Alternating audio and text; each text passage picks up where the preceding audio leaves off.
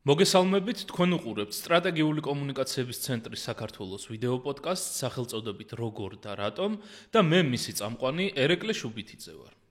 ახალ სეზონს ვაახლებთ ძალიან საინტერესო თემით.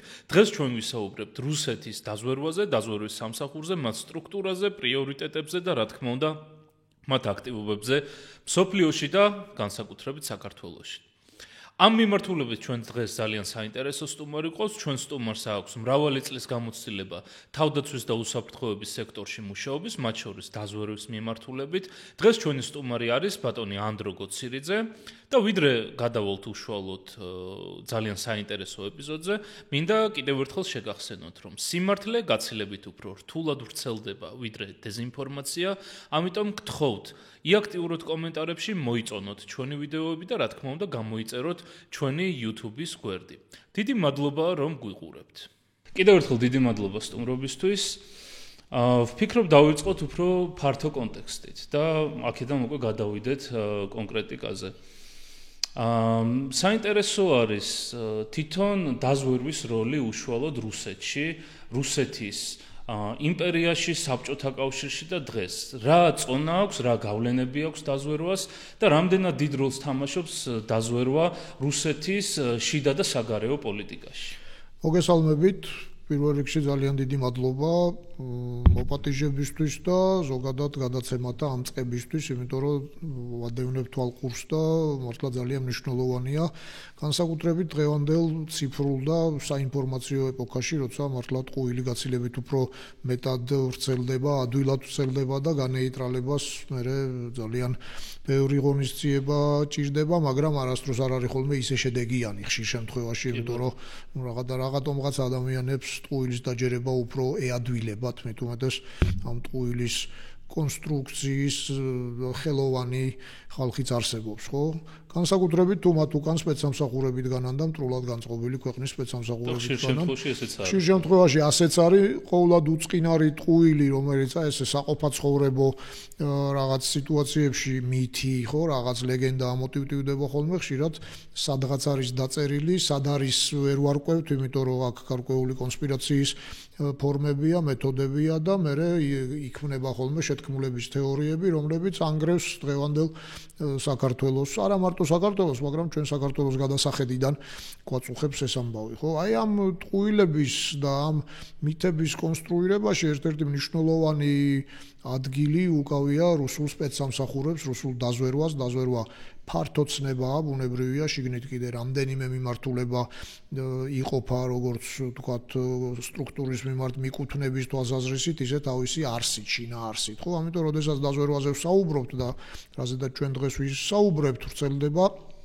ზოგადად რუსეთის სპეცსამსახურებზე, მათ შორის კონტრდაზვერვით უწყებებზეც, რომელიც ჩემი გადასახედიდან დაზვერვის ერთ-ერთი სახეობაა, რომელიც შიდა საკითხებზეა უფრო მეტად კონცენტრირებული, სახელმწიფოს საკითხებზე. ამაზე შემდგომშიც გავამახვილებთ ყურადღებას. რუსეთს, ისევე როგორც იმპერიების დიდ ნაწილს, ძალიან ისეთი კომპლექსური და ფართოდ გაშლილი სადაზვერვო ქსელი გააჩნია მდიდარ ქვეყნებს და განსაკუთრებით ისეთ ქვეყნებს, რომლებიც იმპერიალისტური ზრახვებით არიან შეპყრობილი, ამგვარი სტრუქტურა ახასიათებთ და ზოგადად ისინი სპეცსამსახურს დიდ ყურადღებას აქცევენ, თუმცა რუსეთი ერთ-ერთი უკანასკნელი იმპერიაა, რომელიც დღევანდელ სამყაროს შემორჩა და შესაბამისად მისთვის დაზვერვა ისტორიულად მნიშვნელოვანი მიმართულება იყო, სადაზვერვო მოქმედებებით ახერხებდა ძალიან ბევრი საკუთარი მიზნის მიღწევას და ისტორიკოსებს კარგად ახსოვთ, თუ ამ პრიზმაში შევხედავთ საქართველოს მიმართაც, სადღაც დაახლოებით მე-18 საუკუნის დასაწყისიდან სადაზვერვო ღონისძიებები და აქტივობები იყო ძალიან ესეთი ფართო მასშტაბიანი, რაც იმას ნიშნავს, რომ საქართველოს მიმართ ინტერესი ამ ქვეყანას იმთავითვე გააჩნდა.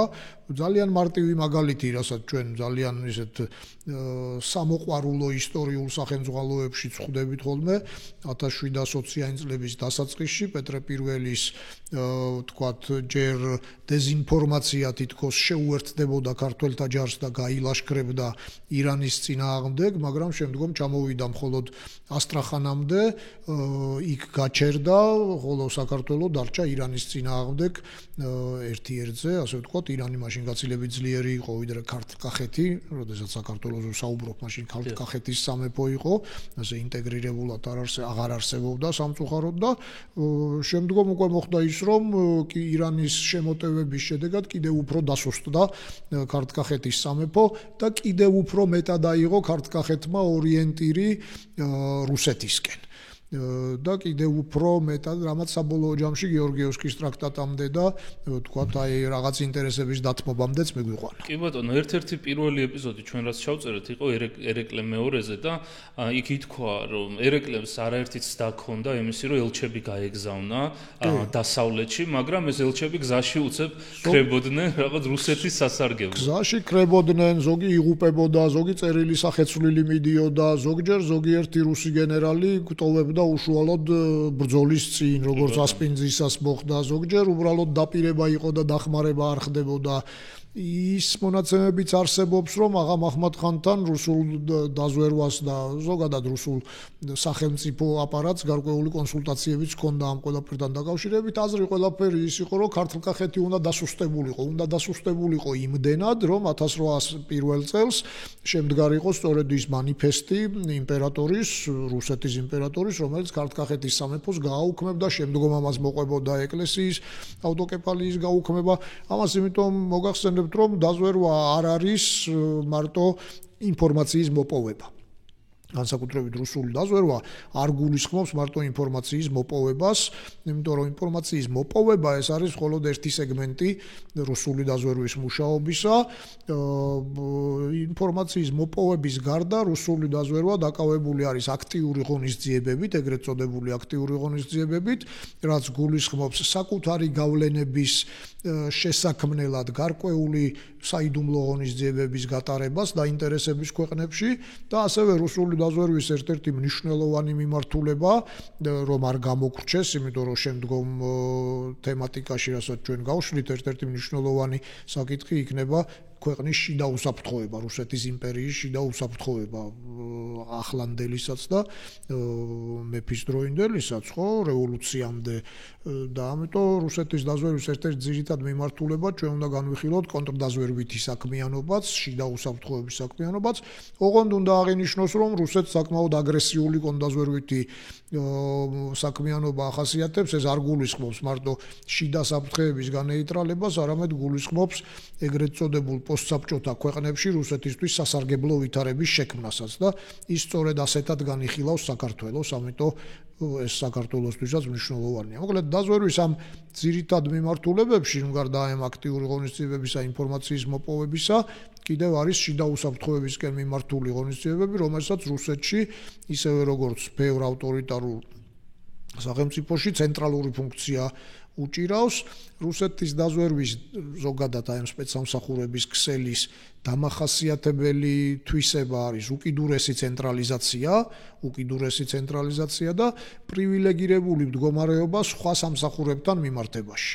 ავტორიტარულ სახელმწიფოში ზოგადად ფორმიან სამსახურებს, განსაკუთრებით რომლებიც შიდა კონტროლზე არიან მიმართული, გაცილებით უფრო პრივილეგირებული სიტუაცია უკავიათ, ვიდრე მაგალითად ფინანსთა სამინისტროს, ეკონომიკის სამინისტროს, ან თუნდაც შეიარაღებულ ძალებს, იმიტომ რომ ავტორიტარული სახელმწიფოს ერთ-ერთი ნიშან-თვისება არის, რომ თავდაცვის ძალები, შეიარაღებული ძალები კონტროლდება სპეცსამსახურის მიერ.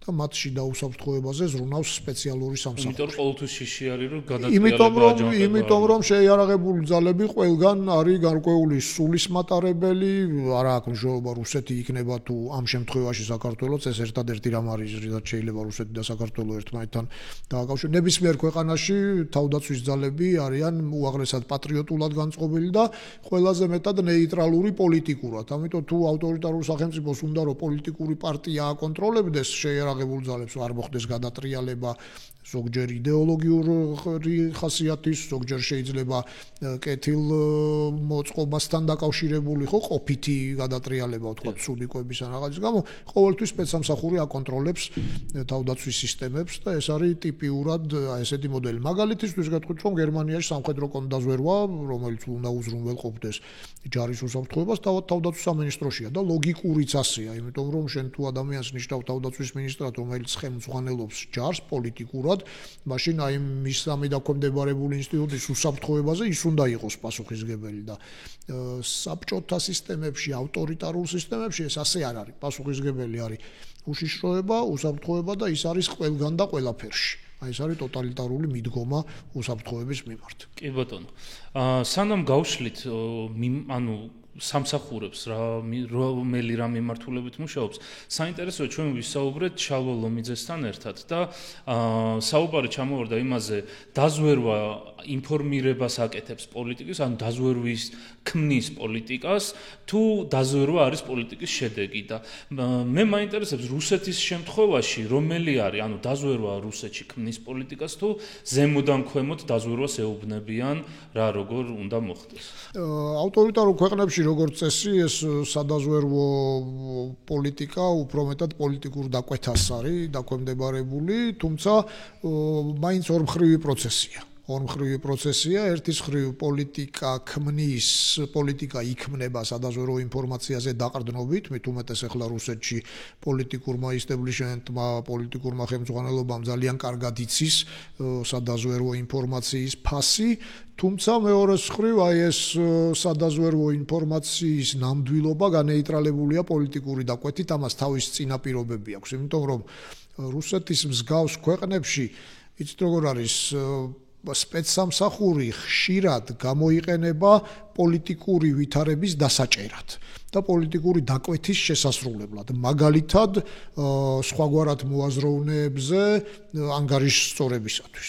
როდესაც სპეციალურ სამსახურს აძლევ პოლიტიკურ დაკვეთას, აუცილებლად გიწევს, რომ მას ასევე მისცე რაღაც სხვა პოლიტიკური ბენეფიტები, იმიტომ რომ პოლიტიკური დაკვეთა არ არის კანონიერი, ხო? და თუ ადამიანი, რომელიმე გენერალი, რომელიმე დანაყოფის ხელმძღვანელი ასრულებს შენ პოლიტიკურ დაკვეთას, მაშინ შენ იძულებული ხარ, რომ მას რაღაცა სხვა ლუკმაც მისცე, ასე ვთქვათ, მიუგდო. შესაბამისად, ის მის სავარძელში ძალიან კომფორტულად გრძნობს თავს, ძალიან უნდა თავისი სავარძლის შენარჩუნება და ამიტომ უკვე იმ ინფორმაციას კი აღარ გაწვდის, რაც რეალურია, რეალურ სარკეში კი აღარ გახედებს, გაწვდის იმ ინფორმაციას, რომელიც შენ გინდა მოისმინო.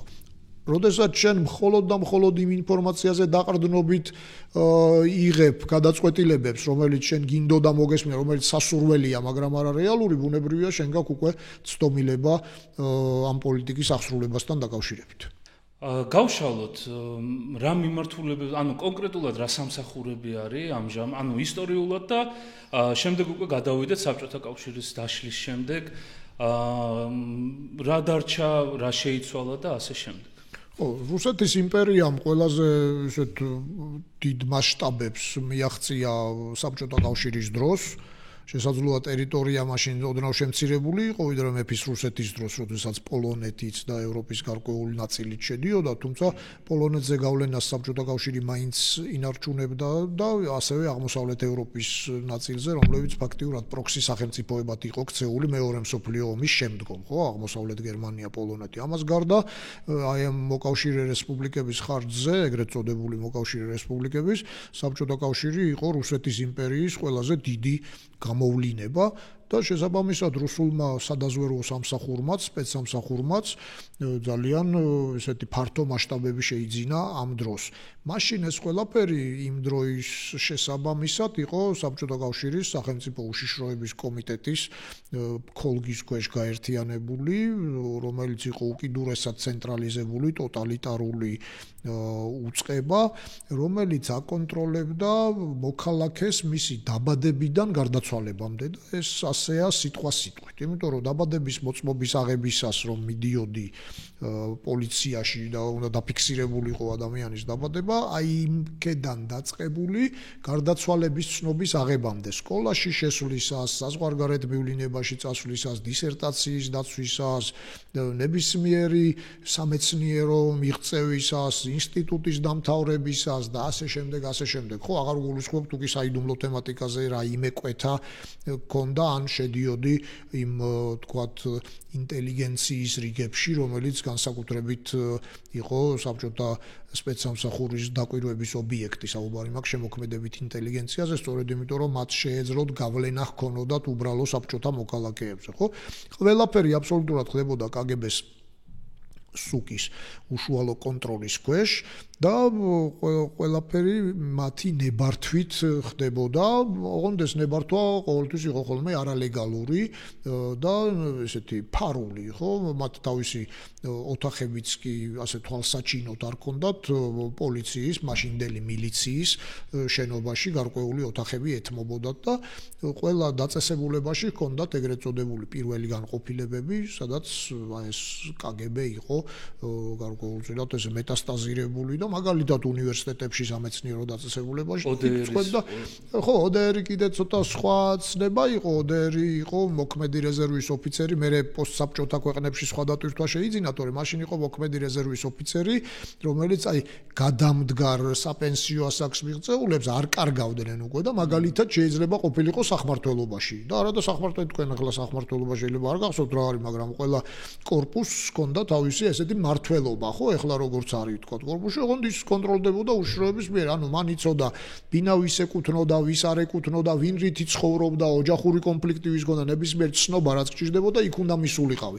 წესით იყო სამოქალაქო დაწესებულება, სამოქალაქო სამსახური, მაგრამ ძველი უშიშროების თანამშრომელი მუშაობდა იქ, რომელიც ვალდებული იყო ისევ ეცნობებინა უშიშროებისთვის, ასე რომ თქვენ ძმას ეყრებოდით, თქვათ, დაოჯახდებოდით, ბინა ქრთამით ჰქონდათ, მაშინ ხო ბინა საკუთრებაში არ იყო, ხო? ქრთამით ჰქონდათ მიღებული ზედმეტი კვადრატურა ჰქონდათ, მაშინ თითო სულ მოსახლეზე 10-11 კვადრატული იყო გათვალისწინებული, მაგრამ ფულის შედეგად და იქ რაღაც მაკინაციების შედეგად ვიღაცებს ზედმეტი ჰქონდათ, მე ახლა 11 კვადრატურში როგორ უნდა იცხოვრო, ხო ადამიანმა და ასე შემდეგ იქ კომუნალური ბინები და აი ეს ყველაფერი იყო უშიშროებით გაკონტროლებული. თვითონ უშიშროებას ჰქონდა ახლა უშიშროების დანაყოფებზე რო ვისაუბროთ, ხო, უსაფრთხოების კომიტეტის იყო პირველი ძირითადი მიმართულება საგარეო დაზვერვის მიმართულება, იყო კონტრდაზვერვითი მიმართულება, შიდა საკითხები, ოღონდ კონტრდაზვერვა მერე შიგნით იყოფოდა სხვადასხვა მიმართულებად და ერთ-ერთი აი საქართველოსთვის მნიშვნელოვანი და დამანგრეველი, რომელიც შეიძლება დავასახელოთ, ეს იყო მეხუთე მიმართულება, იდეოლოგიური კონტრდაზვერვის მიმართულება, სახელი სხვა ერქვა ბუნებრივია მაშინ და ლეგალურად, მაგრამ ეს იყო იდეოლოგიური კონტრდაზვერვა, რომელიც მუშაობდა შემოქმედებით ინტელიგენციაზე, განსაკუთრებით და სამეცნიერო, ასე ვთქვათ, ინტელიგენციაზე, ანუ ადამიანებზე, რომლებიც დღევანდელი გაგებით გარკვეულწილად ინფლუენსერები არიან. ყოველ შემთხვევაში თავისი გარკვეული მაღალი პოზიციით ან განათლებით შეიძლება გავლენა ჰქონოდათ ადამიანებზე ერთის მხრივ, მოქალაქეებზე და მეორეს მხრივ ასეთ ადამიანებს ხშირად უწევდათ საზღვარგარეთთან ურთიერთობა, როგორც მეგობრულ ბანაკში, როგორც უწოდებდნენ მაშინ, ანუ აღმოსავლეთ ევროპის ქვეყნებში, ჩინეთში, სხვაგან, ასევე კაპიტალისტურ ქვეყნებში, იმიტომ რომ რომელიღაც მაღალი რანგის მეცნიერი შეიძლება სიმპოზიუმზე ამერიკაშიც ყოფილიყო დაპატიჟებული, თქვა, ან კანადაში, საფრანგეთში, ხო, ახლა მთლად ჩაკეტილი არ იყო გარემო, მაგრამ ერთია რომ ასეთ დელეგაციებს ყოველთვის მიყვებოდა კგბ-ს თანამშრომელი იქ და ადგილზე აკონტროლებდა, მათ შორის ჩვეულებრივი ყოფით მოქმედებასაც, რომ რაღაც ისეთ ურთიერთობაში, პირად ურთიერთობაში არ შესულიყო საპირისპირო ან თავისსავე სქესთან პირობი და ზედმეტი არ დაელია, ანუ ამასაც უყურებდა, მაგრამ ამას გარდა უყურებდა, რომ მას არ დაკავშირებოდა უცხო ქვეყნის სპეცსამსახური. მაგრამ ეს ხომ პრაქტიკულად მაინც ყველაფერი კონტროლს ვერ დაექვემდებარება, ექვემდებარებოდა, ამიტომ ინტენსიურად მუშაობდნენ შემოქმედებით ინტელიგენციაში, იმისთვის რომ გადაებირებინათ ისინი და უკვე აგენტურის სახით ყოლოდათ განსაკუთრებით აი ამ ეგრეთ წოდებულ მოკავშირე რესპუბლიკების ინტელიგენციაში, იმიტომ რომ ჩვენ კი გვეუბნებოდნენ რომ ჩვენ მოკავშირე რესპუბლიკა ვიყავით, მაგრამ ჩვენ ხო ვიცოდით რომ არ ვიყავით მოკავშირე რესპუბლიკა, ეს სხვა არის რომ 1921 წლის ამბები სახელმწიფოდან ამოღებული იყო, მაგრამ ცოდნა ხო არსებობდა, მეხსიერება ხო არსებობდა რომ საქართველოს ყოველ შემთხვევაში მე რაც ცნობიერება გამიჩნდა თავში, არასდროს საქართველოს საბჭოთა კავშირის რეალურ და სასურველ შემადგენელ ნაწილად თავს არ თვლიდა. გასაგებია რომ ახლა ვიღაცებს ბენეფიტი ჰქონდათ და კონფორმისტები არც ახლა გვაკლია, არც მაშინ იყვნენ, მაგრამ რეალურად საქართველოს მე გეუბნებით 80-იანი წლებიდან ყოველთვის მოსახლეობაში, მათ შორის პარტიულ მუშაკებშიც კი ითვლებოდა რომ საქართველოს დაპყრობილი იყო. ყველა მიცოდა მოკლედ. ამიტომ ამას განსაკუთრებით აკონტროლებდნენ. რაც შეეხება საგარეო დაზვერვას, საგარეო დაზვერვის ხაზზე და ეს გულისხმობს, ეს აჩვენებს ძალიან კარგად იმას, რომ საბჭოთა კავშირი გაცნობიერებულად რუსული იმპერია იყო, საგარეო დაზვერვის ხაზზე მოკავშირე რესპუბლიკებს მაინც და მაინც არ წყალობდნენ, განსაკუთრებით საქართველოს. აი საქართველოში დაზვერვის მიმართულებას ჯერ ერთი რო ცენტრალიზებული იყო, მაგრამ მეორეც აი დაზვერვაში ქართველები ნაკლებად იყვნენ წარმოდგენილი. ამას ობიექტური მიზეზებიც აქვს, იმიტომ რომ საქართველოს პატარა ერი ვართ და გამორჩეული გარეგნობის და ძნელია ჩვენი გასაღება, ვთქვათ, ევროპელად, ხო, თუ არალეგალურ დაზვერვაში გჭირდება, ვთქვათ, გინდაც ევროპელად, გინდაც აზიელად, დამახასიათებელი გარეგნობის ადამიანები ვართ, ხო? ახლა მაგალითად რუსი ადვილია რომ გაასაღო პოლონელად, ვთქვათ, თუ კი ენას კარგად ასწავლი და ახლა ქართველს ვერც პოლონელად გაასაღებ, მაგრამ ვერც ირანელად, იმიტომ რომ არ ჯდება არც ერთ კულტურაში, ხო, გამორჩეული ეს არის, ვთქვათ, და მეორე მხრივ, იმიტომ რომ ნდობა ნაკლები იყო. მათაც ხომ იცოდნენ, რომ ჩვენ მაინც და მაინც სიამოვნებით მათ მიმართ არ ვიყავით განწყობილი, მიუხედავად კონფორმიზმის გარკვეული ნაწილისა. ამიტომ დაზვერვა ნაკლებად იყო, კონდაზვერვა უფრო მეტად. ბუნებრივია, ნუ ამას გარდა კიდე იყო უშიშროებაში ისეთი მიმართულებები, როგორიც ვთქვათ, იყო მაგალითად შინაგან საქმეთა ორგანოებზე ზედამხედველობა, იუსტიციის ორგანოებაში ნაკლებად იყო, მაგრამ მაგალითად ციხეებს და სასჯელახსრულების მიმართულებას, რომელიც მაშინ შინაგან საქმეთა სამინისტროში იყო, უშიშროება კურირებდა. აი ეს არის არსი, ანუ თავისთავად სახელმწიფო ინსტიტუტს, რომლის მინისტრიც ბუნებრივია, უნდა ყოფილიყო სახელმწიფოს ერთგული და თუ გნებავთ პარტიის ერთგულიც, რახან პარტიული სახელმწიფო იყო. კიდევ ზემოდან კურირებდა უსაფრთხოების სამსახური, რომ იდეოლოგიურად იქ რაღაც გადახრა არ ყოფილიყო. ანუ თავდაცვის მინისტრს ამოწმებდა მასში მეტასტაზივით შეჭრილი ეს სახელმწიფო უშიშროების კომიტეტი და ეს სტრუქტურა გარკვეულწილად მერე პოსტსაბჭოთა რეალობაში გადმოვიდა, ეს იყო საბჭოთა სტრუქტურა. ეს ყველაფერი იყო კგბ-ში, ანუ სუგში. ეს ყველაფერი იყო კგბ-ში, სახელმწიფო უსაფრთხოების კომიტეტში, რომელიც თავის უშიშროების კომიტეტში, რომელიც თავის მხრივ ექვემდებარებოდა მინისტრთა საბჭოს. თავის მხრივ ექვემდებარებოდა მინისტრთა საბჭოს. სამხედროებსაც ხო აქვს თავის სამხედრო დაზვერვა? სამხედრო დაზვერვა აქვს, იყო ასევე საბჭოთა კავშირის დროს და მე გადავალთ ახლანდელ რუსულ მოწყობაზეც, ეს არის სამხედრო დაზვერვის მაშინ სამმართველო იყო, ახლაც სამმართველოა, მთავარი სამმართველო, რომელიც დაკავებული არის სამხედრო პოლიტიკური ინფორმაციის მოპოვებით. სამხედრო და სამხედრო პოლიტიკური ინფორმაციის. არა, რუსეთის სინამდვილე ისეთია, რომ სამხედრო დაზვერვა მაშინაც აი საბჭოთა კავშირის დროსაც და ახლაც ყველაზე უფრო მძიმე და როგორ გითხრათ, ისეთი მწვავე დავალებების შემსრულებელია. ნებისმიერი ლიკვიდაცია, ნებისმიერი დივერსია, ნებისმიერი საბოტაჟი, აფეთქებები, მკვლელობები, აქტიური ღონისძიებები, მწვავე ღონისძიებები მათ შორის მაშინაც და ახლაც არის რუსეთის მთავარი სამხედრო დაზვერვის მთავარი სამმართველოს პრეროგატივა. დღევანდელი სტრუქტურა რო ავიღოთ, დღეს უწყებები დაიყო, ერთიანი კგბ აღარ არსებობს, აი ეს სუკი, უშიშროების კომიტეტი, ბუნებრივია, ეხლა ესენი სამინისტროს დონეზე და სამსახურების დონეზეა აყვანილი და ძირითადად რამდენიმე მოთამაშეა. პირველი და ყველაზე მნიშვნელოვანი მოთამაშე, აი იმ კგბ-ს სამართალ მემკვიდრე არის FSB.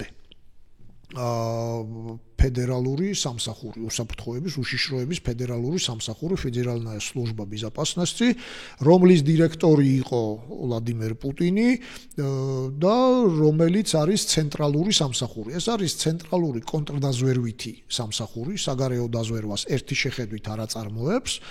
ამას გარდა მასში ინტეგრირებულია საზღვრის დაცვის სამსახური, რაც ასევე არის ტოტალიტარული და აი ამ ავტორიტარიზმის დამახასიათებელი სტრუქტურა. ამის საპირისპიროდ დასავლურ სტრუქტურებში საზღვრის დაცვა პოლიციური სტრუქტურაა და არა შეიარაღებული ძალების სამხედროების ან უშიშროების. ის არის პოლიციური სტრუქტურა, განსხვავება ის არის, რომ პოლიციური სტრუქტურა არის სერვისული. ამას მაშინ ვეიგრძნობთ, როგორც კი საზღვარს კვეთთ.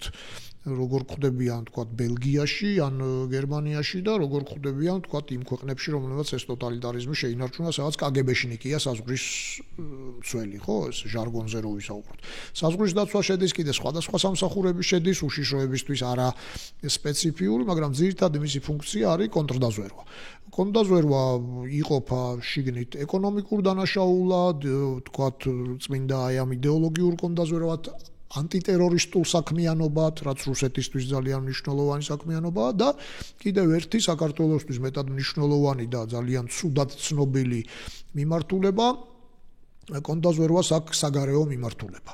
საგარეო მიმართულება, რაც იდეაში მართალია, სწორია კონცეპტუალურად, ოღონდ რუსეთის არსი ის არის, რომ ის პოსტსაბჭოთა ქვეყნებს, ეგრეთ წოდებულ ძველ მოკავშირე რესპუბლიკებს განიხილავს საკუთარ გავლენის სფეროთ. ამიტომ იქ ინფორმაციის მოპოვებას, გავლენების შექმნას ან სხვადასხვა ღონისძიებებს საგარეო დაზვერვა კი არ აწარმოებს, აწარმოებს FSB. ამიტომ ჩვენზე ახლა პასუხისგებელი თუ შეიძლება ასე ვთქვათ არის FSB. FSB-ს ის მიმართულება, რომელიც აწარმოებს აი ამ საგარეო კონტრდაზვერვით ღონისძიებებს და მათ შორის უკრაინაშიც.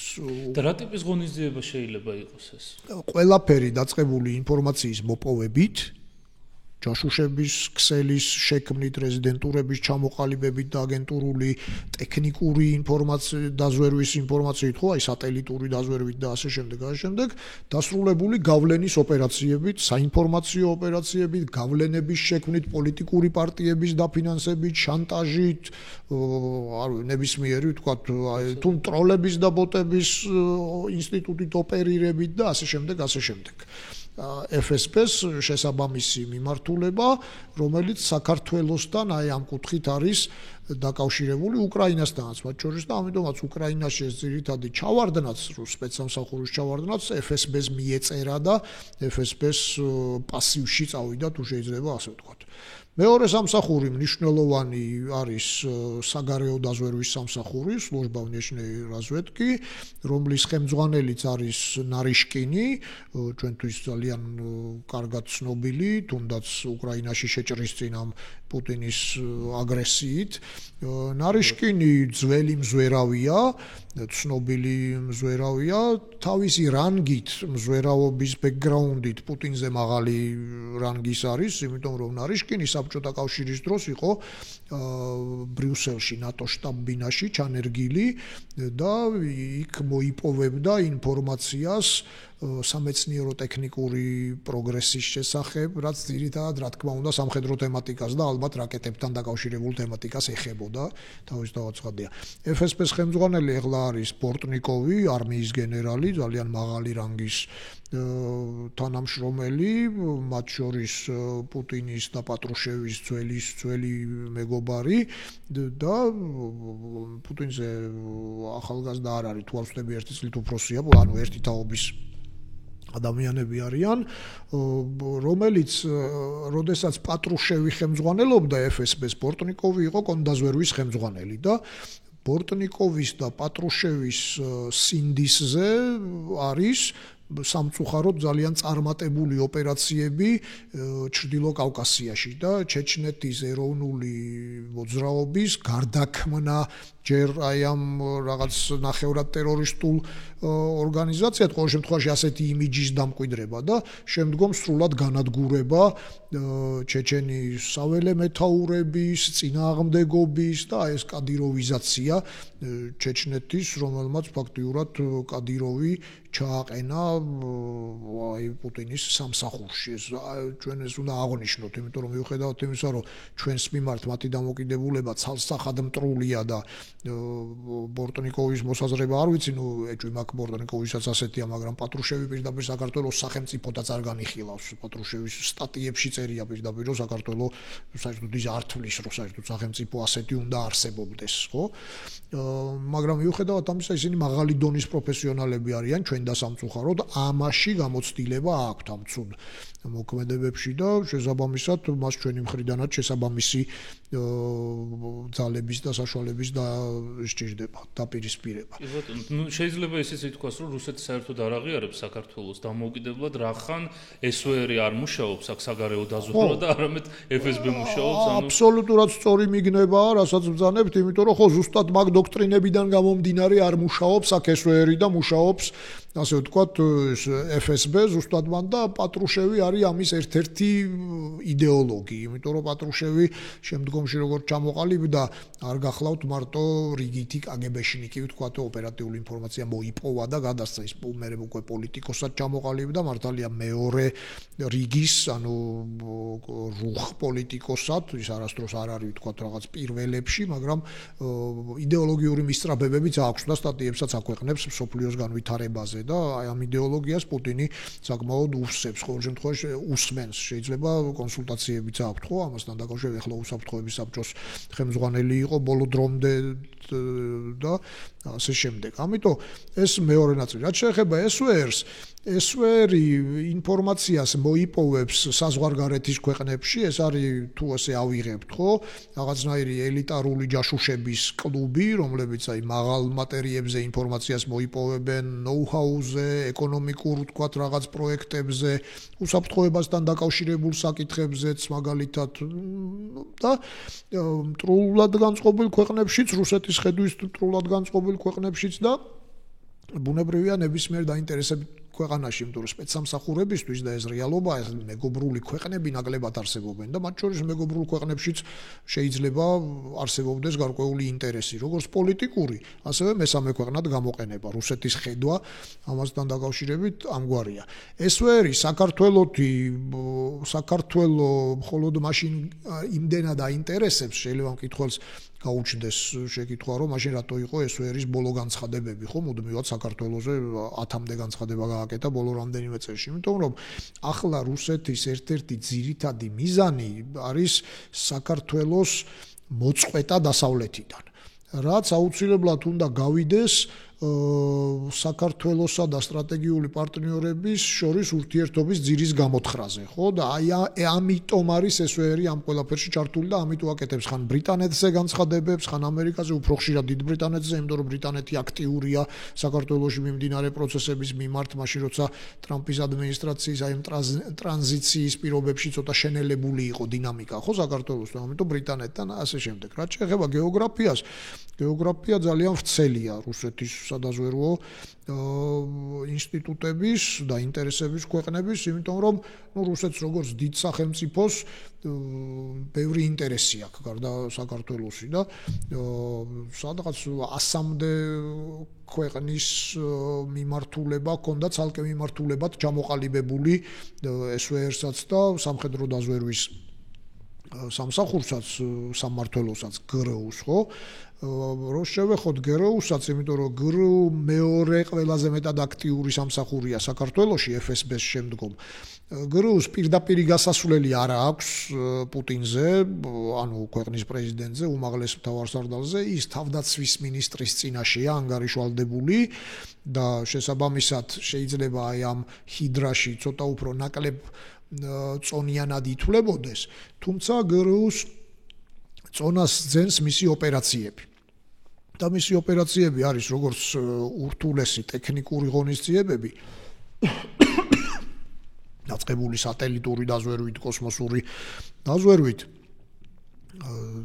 დასრულებული მწვავე აქტიური ღონისძიებებით, როგორც არის შეკვეთილი მკვლელობები, ტერორი, დივერსიები, ხანძრები, საბოტაჟი, აი მაგალითად ბოლო პერიოდში გახმაურებული ნებისმიერი საბოტაჟის და დივერსიის აქტი იყო გრუს ხელწერა მკვლელობებისაც ხანგოშვილი სკრიპალები ხო ეს ცნობილი თემა ჩეხეთში იარაღის საწყობის აფეთქება საიდანაც უკრაინის მომარაგება ხდებოდა პოლონეთში გარკვეულია ეს დივერსიული მოქმედებები და დიგიტალიზაციამ გრუს კიდევ ერთი ძლავრი მიმართულება შესძინა, რამაც მისი წონა ერთიორად გაზარდა, უმეტესობა რუსული კიბეროპერაციებისა, დესტრუქციული კიბეროპერაციებისა არის სამხედრო დაზვერვის პრეროგატივა. სამხედრო დაზვერვის პრეროგატივა ეს ალბათ იმას უნდა უკავშირდებოდეს, რომ ზოგადად კომპიუტერი, როგორც ასეთი და კომპიუტერული მეცნიერებები საბჭოთა კავშირში და მის მემკვიდრე რუსეთში სამხედრო თემატიკისთვის იყო უპირველეს ყოვლისა გამოყენებული და მხოლოდ შემდგომ გამოდიოდა ადამიანებში, ჩვეულებრივ მოქალაქეებში. შესაძლოა სხვაგანაც ასეა, მაგრამ ყოველ შემთხვევაში საბჭოთა კავშირში ნამდვილად ასე იყო, ჯერ სამხედრო ტექნოლოგიებისთვის მუშავდებოდა და როგორც ჩანს, იქ უფრო მეტი ცოდნაა დაგროვილი კიბერნეტიკის ზოგადად და ამას გარდა კიდე აი რუსული სამხედრო ინსტიტუტი იძლევა საშუალებას კარგად შენიღბო ის დანაყოფები, რომლებიც ახორციელებენ ასეთ ჰაკერულ თავდასხმებს მთელი მსოფლიოს მასშტაბით, ამიტომ რუსული კიბეროპერაციების ახლა რიცხვები ცოტა უმადური საქმეა, მაგრამ შეიძლება ვთქვათ, რომ 80%, 90% არის რუსული გრუს სამხედრო დაზვერვის პრეროგატივა, რამაც კიდევ ვიმეორებ გრუს აუწია საკუთარი შესაძლებლობები და მნიშვნელობაც თორე აშკარად უფრო მეტად ესეთი იყო ტარგეტირებული, უფრო მეტად სამხედრო პოლიტიკური ინფორმაციის მოპოვება და ნუ ახლა როდესაც რუსეთი ამ დივერსიებს არ აწარმოებდა აქტიურად ფინანსური სიდუხჭირის ფონზე 90-იან წლებში სპეცსამსახურების დასუსტდა, ხო? გარკვეულწილად ყოველ შემთხვევაში სახელმწიფო მდგენელი სპეცსამსახურებისა დასუსტდა. მაშინ გრუს შესაბამისად დასუსტებული იყო და ინფორმაციის მოპოვებით იყო ძირითადად დაკავებული. კი ბატონო, და ძალიან საინტერესოა ეს ფაქტი, რომ სადაზვერვო სამსახურები, როგორც აუხსენეთ, სხვადასხვა მეთოდოლოგიას იყენებენ ხშირ შემთხვევაში. ეს ყველაფერი წამოვიდა იქიდან, რომ საბჭოთა კავშირის დაშლის შემდეგ გადანაწილდა რაღაც პრიორიტეტები, მანამდე გრუს თუ თავს დავანებებთ კგბ-ში იყო ყველაფერი გაერთიანებული და FSB-ს დირექტორად 90-იანებში დაინიშნა პუტინი და დღეს აქტიურად არის მოსაზრება, რომ ფაქტადად შეიძლება იყოს, რომ FSB-ს უსაფრთხოების სამსახური მისი ძალაუფლების საყრდენი არის. ეს სისტემა, რაც დღეს არის FSB-ში და რაც ხელს უწყობს ძალაუფლების შენარჩუნებას, საბჭოთა კავშირიდან გადმოვიდა, თუ იმ პერიოდში, როდესაც პუტინი იყო უფროსი, იგი მან გაატარა კონკრეტული რაღაც ღონისძიებები, რამაც ხელი შეუწყო შემდეგ პოლიტიკურ კონსოლიდაციას. კარგი შეკითხვა. ზოგადად შესაძლოა ბევრს საბჭოთა KGB მიაჩნია უძლეվել ორგანიზაციად და ორგანიზაციად, რომელიც აკონტროლებდა მაგალითად ხო მთელ საბჭოთა კავშირს, ეს ნაწილობრივი სიმართლეა, ბოლომდე სიმართლეს არ შეესაბამება, მოდი ასე ვთქვათ, ბოლომდე ზუსტი არ არის ეს განსაზღვრება, კონტროლით კი აკონტროლებდა, მაგრამ თავად KGB-ს აკონტროლებდა პარტიული სტრუქტურა. თავად KGB-ს აკონტროლებდა პარტიული სტრუქტურა. იმ დონემდეც კი რომ უშიშროების ორგანოებს პარტიულ სტრუქტურაში მუშაობა აკრძალული ჰქონდათ. მაგალითად ვერ გადაიბირებდა რომელიმე რაიკომის მდივანს. იმიტომ რომ პარტიის დიქტატი იყო იქ და KGB იყო საცეცი, ერთ-ერთი პარტიული, თქვათ, რაღაც ინსტრუმენტი, მოღონდ გადაწყვეტილებას პარტია იღებდა. გადაწყვეტილებას პარტია იღებდა და შეიძლება პარტიული გადატრიალებების დროს KGB გამოეყენებინა ამა თუ იმ ბოსს, მაგალითად პარტიულ ბოსს და მაგალითად ხრუშოვის დაჭერაში ესეთ გაუხმაურებელ დაჭერაში, თანამდებობიდან გადაყენებაში KGB-მ როლი შეასრულა, მაგრამ KGB-მ შეასრულა საცეცის როლი. სინამდვილეში იქ მუშაობდა მეორე პარტიული ბოსი ბრეჟნევი, ხო? ანუ მან მოახერხა ამ გვარდიის გამოყენება, ასე ვთქვათ, თავისი წინამორბედის წინააღმდეგ. პუტინის დროს ეს ყველაფერი შეიცვალა. ახლა უშიშროება აკონტროლებს პირიქით პარტიულ სტრუქტურებს და ამას უწოდებს სურკოვი პუტინის სახელმწიფოს, იმიტომ რომ ის რო ისე დარჩენილიყო როგორც იყო, მაშინ ამას ერქმეოდა ლენინის სახელმწიფო, სურკოვი ამასაც გვეუბნება, ხო? ლენინის სახელმწიფოს და ამ იმას კიდე თავის ინდიკატორები აქვს ამაზე ალბათ სხვა დროს, მაგრამ პუტინის სახელმწიფოს ძირითადი ასე ვთქვათ, მახასიათებელი ის გახლავთ, რომ არსებობს ერთი პიროვნება, არა პარტია, არ ვსაუბრობთ პარტიაზე, იქ პარტიის დიქტატი იყო საბჭოთა კავშირში. ერთი პიროვნება, რომელიც სარგებლობს ჭარბინდობით, ადამიანების დიდძალინდობით, ასე ახასიათებს სურკოვი, ეს ახლა ამ შემთხვევაში არის ვლადიმერ პუტინი და არსებობს ძალოვანების ბლოკი, რომელიც ოდნავ მაღლა დგას ყველა სხვა დანარჩენზე, ბიზნესმენზე, კომერსანტზე, ის დამამცირებლად კომერსანტებს უწოდებს ბიზნესმენებს და ყველა სხვა დანარჩენზე, რომლებიც გარკვეულწილად ისეთი, შეიძლება პატრიოტი, მაგრამ ცოტა უძლური ადამიანები არიან. ხო, აი ეს ძალოვანების ბლოკი, რომელიც ძირითადად შედგება აი ამ მუნდირიანი ადამიანებისგან, სწორედ ამაში იგულისხმება FSB, როგორც KGB-ს გადმონაშთი. ის უკვე ცოტა უფრო ზემოთ დგას. ამას თავის წინაპირობები აქვს. ხო, სხვა შორის სურკოვი ამბობს, რომ რატო ყოფს ამ სახელმწიფოს ასე ადამიანების სახელით, იმიტომ რომ პუტინის სახელმწიფო არ დასრულდება მაშინ, როცა უკვე პუტინი აღარ იქნება. ყველა სხვა დანარჩენი, ვინც ამ ტიპის ასე ვთქვათ, სახელმწიფოში იცხოვრებს, იქნება პუტინის სახელმწიფო. შეიძლება მართველი სხვა იყოს, მაგრამ მოდელი ეს იქნება. ისევე როგორც ლენინის სახელმწიფო გააგრძელა მეტნაკლები წარმატებით სტალინმა, ხრუშოვმა, სტალინმა ლენინზე მეტ სიმაღლეებს მიაღწია, ხო, რეალურად იმპერიის შექმნაში, მაგრამ ის არის რომ სახელმწიფოს მოდელი ლენინისეული იყო. ასე ამბობს სურკოვი ყოველ შემთხვევაში. მანამდე იგი ივანე კალიტას სახელმწიფოს ახსენებს ძველ რუსულს და ასე შემდეგ, ხო? ამიტომ ეს არის ახლანდელი რუსული სახელმწიფოს მოწყობა. ამას თავის წინაპირობები აქვს. 70-იან წლებში, როდესაც უშიშროებას აი ამ უშიშროების კომიტეტს მისცეს ეკონომიკურ დანაშაულთან ბრძოლა, უშიშროების გენერლები, მაღალჩინოსნები გამდიდრდნენ, იმიტომ რომ ეკონომიკურ დანაშაულთან ბრძოლა მით უმეტეს ისეთ სახელმწიფოში, სადაც ქრთამი მისაღებია, ინფორმირებული ოპერთანამშრომლისთვის და ინფორმირებული ძალოვანისთვის ძალიან დიდი შემოსავლის მომტანია, ხო? იმიტომ რომ არ ხდება ყველა საქმის რეგისტრირება და ხდება ფულის აღება.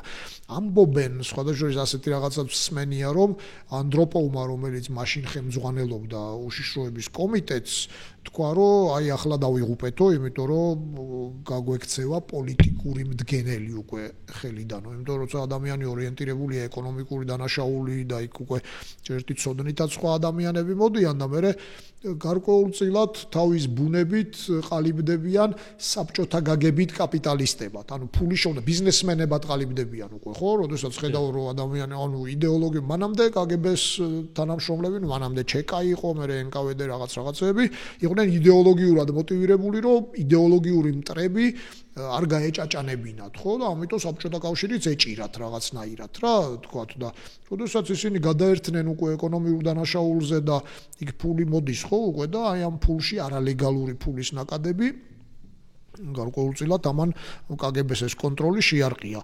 გაცილებით უფრო დიდი მასშტაბებით მოხდა ეს ყველაფერი საბჭოთა კავშირის დაშლის შემდგომ, როცა ეს იდეოლოგიური წნეხი მოიხსნა, ფულის შოვნა უკვე სირცხვილი და დასჯადიქმედება აღარ გახდა და უშიშროების გენერლები დღეს ვინც არიან მაგალითად, ხო, მართალია არალეგალურად, მაგრამ აი იმ რუს ოლიგარქებზე ნაკლები ფულის პატრონები არ არიან. ახლა შეიძლება მთლად პირველ ათეულში ვერ შედიან, ხო, და იქ ათეულობით მილიარდი დოლარი შეიძლება არა აქვთ და ასე შემდეგ, მაგრამ თითოეულს საკმაოდ 100 მილიონი შეიძლება ჰქონდეს, თუ მილიარდი არა.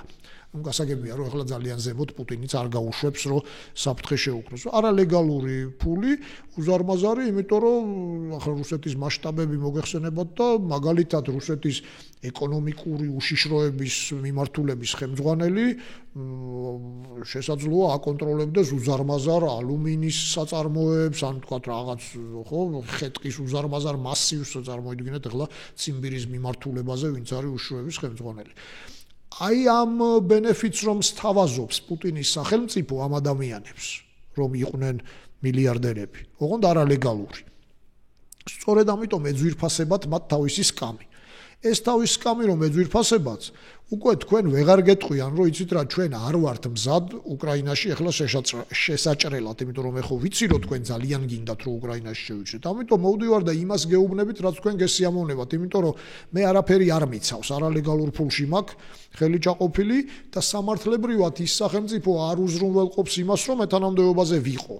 ხო, სასამართლოში ვერ ვიჩივლებ, ვერსად ვერ ვიჩივლებ. ამიტომ თქვენ თუ რაღაც არ გესიამოვნათ იმ საღამოს ან თანამდებობიდან მოხსნით და მასეთ სახელმწიფოში თანამდებობიდან მოხსნა ხშირად მერე ბოლოვდება ხოლმე აიუნიდან გადმოვარდნით, უეცარი ინსულტით, ინფარქტით მოგეხსენებათ სირიაში ამ ბოლო განვითარების ფონზე გაურკვეველ ვითარებაში მე რაც ვიცი ორი ხელმძღვანელი გრუუსი დაიღუპა. ერთი ცურვისას, რადგანაც გული გაუსკდა ნავარჯიშებ, ახალგაზრდა კაცს 50 წლის ადამიანს და მეორე აი ესეთ გაურკვეველ ვითარებაში ინსულტი მიიღო და გარდაიცვალა თუ გულის ავადმყოფობით, რომელიც მუდმივად შემოწმების ქვეშ და ასე შემდეგ იყო. მე იმას არ გულისხმობ, რომ ეს არ შეიძლება მომხდარიყო, მაგრამ რუსეთში ძალიან ხშირია ასეთი ადამიანების, ასე ვთქვათ, დაღუპვა. ამიტომ აი ეს სიძლიერე, რაც პუტინის სახელმწიფოს ახლავს, ხო, ეს არალეგალური შავი ფული და ნაკადები, რომელთაც ნებისმიერი ადამიანის მოსყიდვა შეიძლება, ნებისმიერი ადამიანის რუსულ ჟარგონს გამოვიყენებ, დაზაკაზება შეიძლება მოკლა, ხო, ნებისმიერი რაღაც აფეთქება, არის პუტინის სახელმწიფოს სიძლიერე, მაგრამ სისუსტეც ამავდროულად, იმიტომ რომ ის ნამდვილი ბენეფიტი, რაც დაზვერვიდან სახელმწიფოს აქვს, რომ უტყუარ სადაზვერვო ინფორმაციაზე, წინსწრებ ინფორმაციაზე უნდა დაამყარო შენი პოლიტიკა და ეს პოლიტიკა აწარმოო შენი ქვეყნის საკეთილდღეოდ, იქ უკვე წანაცვლებულია ის, რომ შენ უტყუარ ინფორმაციას ვეღარ იღებ. შენ იმ ინფორმაციას იღებ, რომელიც შენ ქსიამოვნებს, ოღონდ ის ხანდახან რეალობისგან განსხვავდება ხოლმე. ამისგან განსხვავებით, სწორედ ამას უნდა ემსახურებოდეს ჩემი აზრით ნარიშკინის ეს ცნობილი მიჩექმვა, იმიტომ რომ უკრაინაზე მუშაობდა FSB-მ ვერ უთხრა, იმიტომ რომ უზარმაზარი ფული ჰქონდა დახარჯული ამ ოპერაციებში, დიდი ნაწილი ჯიბეში ჩადებული, რაც წაყრუებით, თორე ყველა მიცის რომ ჯიბეში იდებენ, მაგრამ 5 მილიარდი ჰქონდათ დახარჯული ღია ინფორმაციით და შეიძლება ორჯერ 5-იც ჰქონდათ და ამიტომ როცა მან უკვე მოთხოვა რომ მოემზადეთ შესაჭრელად და მომახსენეთ ვითარება როგორია, მათ ვერ უთხრეს რომ იქ მე არ მყავს შემზადებული ის იდეოლოგიური ფენა, რომელიც მეორე დღესვე სხლებს სოლიუ, ხო, რუსებმა რო იციან პურმარილით დახვედრა, დაკვდებიან და ამიტომ უთხრეს რომ ვლადიმერ ვლადიმეროვიჩ ყველაფერი კარგად არის. ნარიშკინი სუფთა იყო ამ საქმეში, იმიტომ რომ მას ეს არ ევალებოდა. ამიტომ ძალიან ისე უნიათოთ, მაგრამ მაინც ისე ხო ჩაილაპარაკა რომ იქნებ არ ღირდესო, მაგრამ ისევ იმ სკამის ასე ვთქვათ, იმით სურვილით დარჩა მაინც პუტინის აზრზე. ნარიშკინი არ არის უბრალო მზვერავი, ჯერ ერთი გვარი თვითონ ხო პეტრე პირველის დედა ნარიშკინა იყო, ანუ ძველი თავადების და ძალიან ტრადიციული გვარის შთამომავალია. მე იერარქიაში როგორც გითხარით პუტინზე მეტი მზვერავია. მათ შორის იმიტომ რომ მაშინ პუტინი GDR-ში მუშაობდა რაღაც, არც თუ მაინც და მაინც ისე სასახელო თანამდებობაზე და მესამეც სახელმწიფო დუმის ხელმძღვანელი იყო ერთი პერიოდი და ანუ დამოუკიდებელი რაღაც კავშირებიც აქვს გარდა იმისა, რასაც ვლადიმერ ვლადიმერისი აძლევს, მაგრამ ისიც ამ ცდუნებას მაინც ვერ გაუძლო და ბოლოს მაინც დაეთანხმა. თუმცა სადღაც ალბათ დათანხმებისას ისიც იცოდა, რომ ნეგატიურ შედეგებზე მას პასუხს არ მოთხოვდნენ, იმიტომ რომ უკრაინა არ იყო მისი დაფარვის ზონა გავლენების მოხდენის თვალსაზრისით. აი ეს არის, ანუ ერთის მხრივ ეს კორუფციული ნაკადები სიძლიერეა სპეცსამსახურისთვის, იმიტომ რომ ბევრი ფული აქვს და შეუძლიათ დაუთვლელად და რაღაც პარლამენტის კონტროლის გარეშე გამოიყენონ, ამიტომ სახელმწიფოსთვის შეიძლება კარგი ყოფილიყო, მაგრამ ავტორიტარიზმში ეს დამღუპველიც არის, იმიტომ რომ შენ არ გიბრუნდება, რეალურ სარკეში არ გახედებ, გეუბნები რომ ყოველთვის კარგ ფორმაში ხარ. ისევე როგორც შოიგუმ ვერ თქვა მაგალითად, რომ ის 14 ტრილიონი რუბლი, რომელიც საქართველოში შემოჭრის შემდგომ გამოეყო 2008 წლის შემდგომ ჯარის მოდერნიზებისთვის, იმიტომ რომ საქართველოში დაინახეს, რომ აღჭურვილობით ჩვენ უფრო წინ ვიყავით ვიდრე რუსეთი 2008 წელს. შეიძლება პარადოქსია, მაგრამ ვისაც ეს პერო ესმის მიხვდება რაზეც არის საუბარი. ახლა ანუ გულისხმობ, რომ ცაში ჩვენ შეგვეძლო ბატონობის მიღწევა 2008 ბუნებრივია, ანუ თქვა ბალისტიკური რაკეტა არც მაშინ მქონდა, არც ახლა, მაგრამ ღამის ხედვებით, ჯარისკაცების ჩაცმადახურვით, ყოფით, თუნდაც შეიარაღებით. უბრალოდ ახლა რუსებს იმხელა ჯარი ყავთ, რომ ხმლითაც რო შემოსულიყვნენ, უბრალოდ იმ წუთას ვერ აუვიდოდით, თორე ეს ყველაფერი დაინახეს ჩვენი მოდერნიზების უპირატესობა და უბრალოდ ის დრო იყო, როცა ბოლომდე ვერ მოვასწარით, თორე შეკავება ალბათ უფრო მეტხანსაც შეიძლებოდა. ამის მაჩვენებელია, რომ სტრატეგიული ბომბდამშენიც კი გამოიყენა და ისკანდერიც მაშინ როცა ფაქტიურად ქართული ჯარი უკვე დათრგუნულიც იყო, აი ამ რიცხობრივი უპირატესობის ფონზე. შოიგუმაც ვერ თქვა, რომ მე ეს 14 ტრილიონი ცოტა სახლშიც წავიღე და მე ყველანი ვხედავდით პირველივე კვირას საწვავის კრიზისი შეექმნათ უკრაინაში, ტანკებით სამუზეუმო ექსპონატების წამოყვანა დაჭირდათ ლამის, იმიტომ რომ არ იყო მოდერნიზებული, ისე არ დაიხარჯა, როგორც უნდა დახარჯულიყო. შენ როგორც სახელმწიფო მეთაური ამას უშვებ თავიდან, იმიტომ რომ ერთგულება გჭირდება ამ ხალხის, მაგრამ მე როცა გჭირდება, ატყობ რომ ჯადოსნური ჯოხი, რომელიც ხელში გეჭირა, თურმე ცოტა ყალბიც არის და ყველაფერს არ გადააკეთებს. უკრაინის ამბავი ძალიან საინტერესოა, იმიტომ რომ აქ ჩანს არა მარტო ის, რომ ანალიტიკა ვერ დაიდო შესაბამისი, ანუ დასავლეთის ერთის მხრივ დასავლეთის რეაქცია ვერ გაითვალა, მეორეს მხრივ უკრაინის მთავრობის რეაქცია ვერ გაითვალა. მე დარწმუნებული ვარ, რომ ფსონი იმაზე იყო, რომ უნდა გაქცეულიყო ზელენსკი. არ შედგა ის ანალიტიკა, არ დაემთხვა, რაც ზემოთ მიდიოდა, მაგრამ მეორე მხარე ის არის, რომ ის აქტიური ღონისძიებები, ან ის პროპაგანდისტული საქმიანობა, რაც უნდა განხორციელებულიყო, ისიც ვერ განხორციელდა. შესაბამისად, ამის მაგალითი არის, რომ რუსულად მოსაუბრე უკრაინული ქალაქებიც არ იყო მზად იმისთვის, რომ რუსები შესულიყვნენ და იქ დახვედროდნენ. უკრაინის ამბავს თუ ავიღებთ, აი შეჭრას და თუ გავაანალიზებთ ზუსტად იმ კონტექსტში, რაზედაც ჩვენ ვისაუბრეთ, ხო, აი ეს ჰიდრა როგორც გავშალეთ რუსული იმის, აბსოლუტურად ყველა თავის ჩავარდნა იყო. და სულ ერთ წუთში შეგვიძლია ეს ყველაფერი ჩამოვაყალიბოთ. ჩავარდა FSB, რომელიც პასუხისმგებელი იყო პირველი ინფორმაციის მოპოვებაზე, ადგილობრივ განწყობებზე და ასე შემდეგ. მეორე პასუხისმგებელი იყო იქ განწყობების შექმნაზე. შემზადებაზე დივერსიული ჯგუფების, მეხუთე კოლონის, პოლიტიკური გუნდის, რომელიც თავის ხელში აიღებდა მმართველობას, ხო, რეჟიმ ჩეინჯის აზრი რა არის, ზელენსკი თუ გაიქცეოდა, ვინმე უნდა ყოლოდა, ხო, რომელიცაც დასვამდი, ხო, იქ ვერც ერთი ვერ შეიქმნა. მათ შორის რუსულენოვანი ქალაქებიც კი, რომელიც ერთი შეხედვით ალბათ უპატაკეს, რომ დღესვე ჩვენ მხარეზე გადმოვლენ, თქვენ ნახეთ, თავად მარიუპოლი არ არის უკრაინული ქალაქი, თუ ასე შეიძლება უტრირებულად. მე ახლა უკრაინაზე საუბარს ყოველთვის ძალიან მოფრთხილდები, რომ აი ამ უბედურების ქვეშ მყოფ ხალხს გული არ ვატკინო, ამიტომ რომ შეიძლება რაღაც ფრაზა გამექცეს, მაგრამ იქვე განმარტავ. არ არის რას გულისხმობ, არ არის მარიუპოლი წმინდად უკრაინული ქალაქი, ხო, ახლა რუსული მოსახლეობაც სხვა დონეცკი, ხარკივი, ეს ხო ოდითგანვე ისინი თვლიდნენ, რომ რუსული ტერიტორიები იყო, მოსახლეობაც რუსული იყო და რუსულ ბიზნესებში დასაქმებული. იმ დონემდეც, რომ 2008-ში, 9-ში, 10-ში მე ხშირად მიწევდა უკრაინასთან ურთიერთობა, მერეც, მაგრამ მაგწლებს გულისხმობ, განსხვავებას რუსსა და უკრაინელს შორის ეს ხალხი თვითონ ვერ ხედავდა. თვითონ ვერ ხედავდნენ, არ ჰქონდათ ეროვნული იდეოლოგია. ეს რუსეთს ორდენი უნდა დაკიდონ, აი ეს ბარბაროსობა და ხალხის ხოცვა რომ არ გაეჩაღებინა, თქვა. ახლა ამის მერე, რა თქმა უნდა, მადლობის თქმა არ შეიძლება, მაგრამ ზოგადად უკრაინას რუსეთმა ჩამოუყალიბა, უტრირებულად ვამბობ, აი ეს ეროვნული თვითშეგნება ბოლო წლებში. FSB ჩავარდა.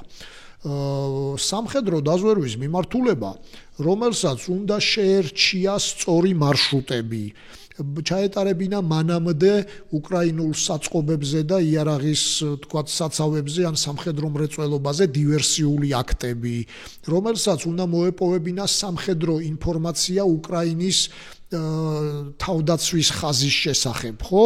რომელსაც ასევე უნდა მოეხდინა იმ ინფორმაციის მოპოვება და შემდგომ კლასიფიკაცია, თუ რა მიმართულებებზე გასწევდა წინააღმდეგობას უკრაინა, ან უკრაინული ჯარი რა მდგომარეობაში იყო. ზოგადად, რამდენი ხანი დაჭირდებოდათ, ხო?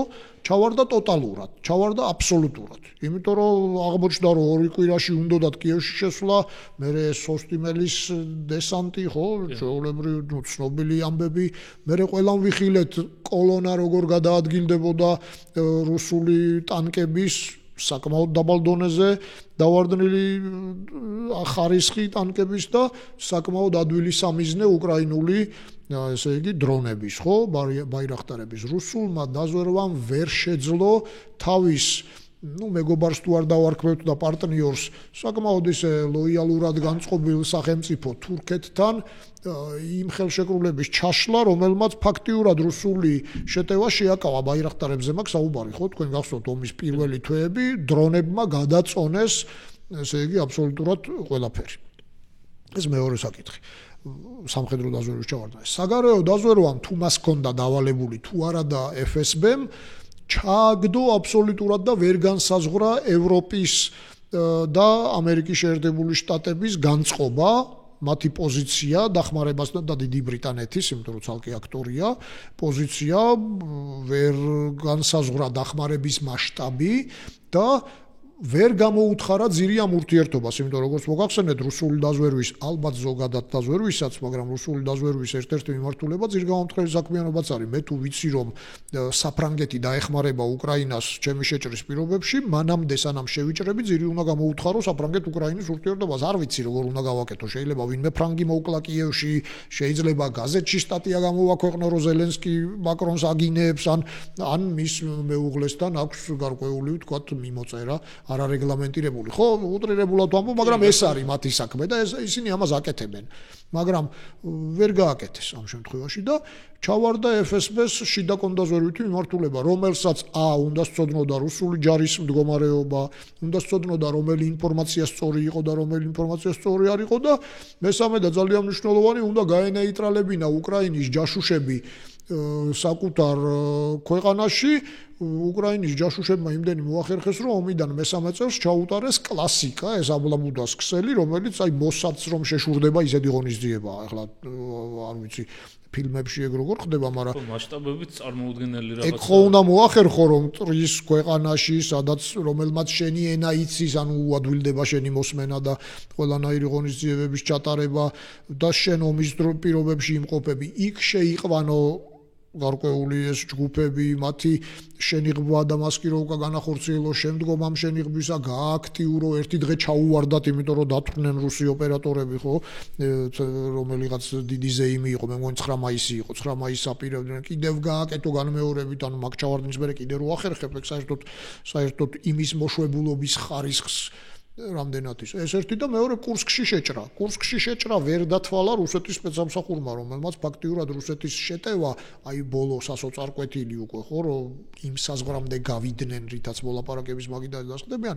ეს ჩაუგდო. ხო, რეალურად კურსკში შეჭრამ და აი ეს და ეს რა თქმა უნდა ტოტალური ჩავარდნა და კიდევ ერთი ჩავარდა, მე რადგან ეს სფერო მიყვარს, მაინც ამას უნდა შევეხო, ჩავარდა კიბერ შეტევები. რუსეთის იარაღი, რომელზედაც მაგალითად 2014, 2015, 2016 წლებში ევროპის მაღალჩინოსან სამხედროებს, პოლიტიკოსებს, სპეცსამსახურის ძალიან სინიორ ლიდერშიპს უთქვამთ ჩემთვის პირადად, რომ აი ეს ისეთი იარაღია რუსეთის, რომელსაც ჯერჯერობით ვერაფერი მოუხერხეთ. იმიტომ რომ ეს ძალიან სერიოზული კოზირი იყო რუსეთის ხელში, ამერიკის წინააღმდეგ, ბრიტანეთის, ვინ არ ყავს გამწარებული ამ რაღაცით, მაგრამ ვერაფერი. განა არ იყო, არსებობს რეპორტები, რომ ძალიან მაღალი ტექნოლოგიის შეტევები იყო, მაღალტექნოლოგიური შეტევები იყო 2022-დან 24 წლამდე და წინა დღეებშიც, შეჭრის წინა დღეებშიც, მეც ვიცი რამდენიმე მათგანი, მაგრამ ვერაფერი, კრიტიკულ ინფრასტრუქტურაზე ვერანაირი გავლენა ვერ იქონია. ვერ ჩამოშალა ყოველ შემთხვევაში, შეიძლება რაღაც დისკომფორტი იყო, მაგრამ ისეთი გავლენა ომის, ასე ვთქვათ, წარმოების სურვილზე, თავდაცვის სურვილზე, რასაც პროპაგანდა უნდა აკეთებდეს, ვერანაირი გავლენა ვერ იქონია, ვერ დააშინა და ვერც რაიმე სამხედრო ღონისძიებებში რუსეთს ვერაფრით ვერ დაეხმარა. განსხვავებით 2014-16 წლების შეტევებისა, რომელთაც უკრაინაში ყველაფერი გააკეთა რუსეთმა, რაც უნდოდა.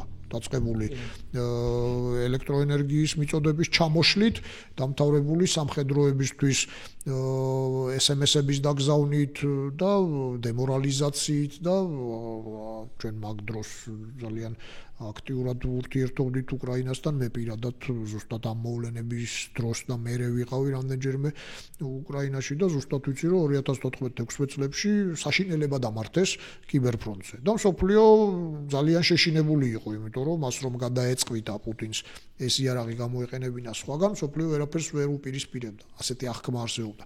დღეს ვუყურებთ რომ ეს მიმართულებად ჩავარდა. ზუსტად ახლა ვისაუბრეთ იმიჯზე, რუსული სპეცსამსახურების იმიჯზე და რეალობაზე. ერთი მაგალითი, რაც უკვე განვიხილეთ, არის უკრაინის ომი. კარგად მიმოვიხილეთ ეს თემა, მაგრამ ხშირად არსაუბრობენ იმაზე, რომ ომიდან რამდენიმე წელიწადში რუსეთის დედაქალაქში მოხდა ტერორისტული თავდასხმა, რომელზეც ყველანაირი ინფორმაცია არსებობს, რომ დასავლურმა სპეცსამსახურებმა მიაწოდეს ინფორმაცია, ანუ ყველანაირად უნდა ცოდნოდა რუსეთს კროკუსში განვითარებულ მოვლენებზე, მაგრამ მაინც გაეპარათ ეს თემა. მიუხედავად ყველაფრის, მიუხედავად იმისა, რომ ძალიან აქტიურად უნდა მუშაობდნენ ისინი, რომ უკრაინელები არიან რუსეთის ტერიტორიაზე, ანუ ეს არ იყო მოდუნებული სპეცსამსახურს, რომ რაღაც პატარა გაეპარა. ომში მყოფ სპეცსამსახურს 2 წლის თავზე ძალიან სერიოზული ტერაქტი გაეპარა.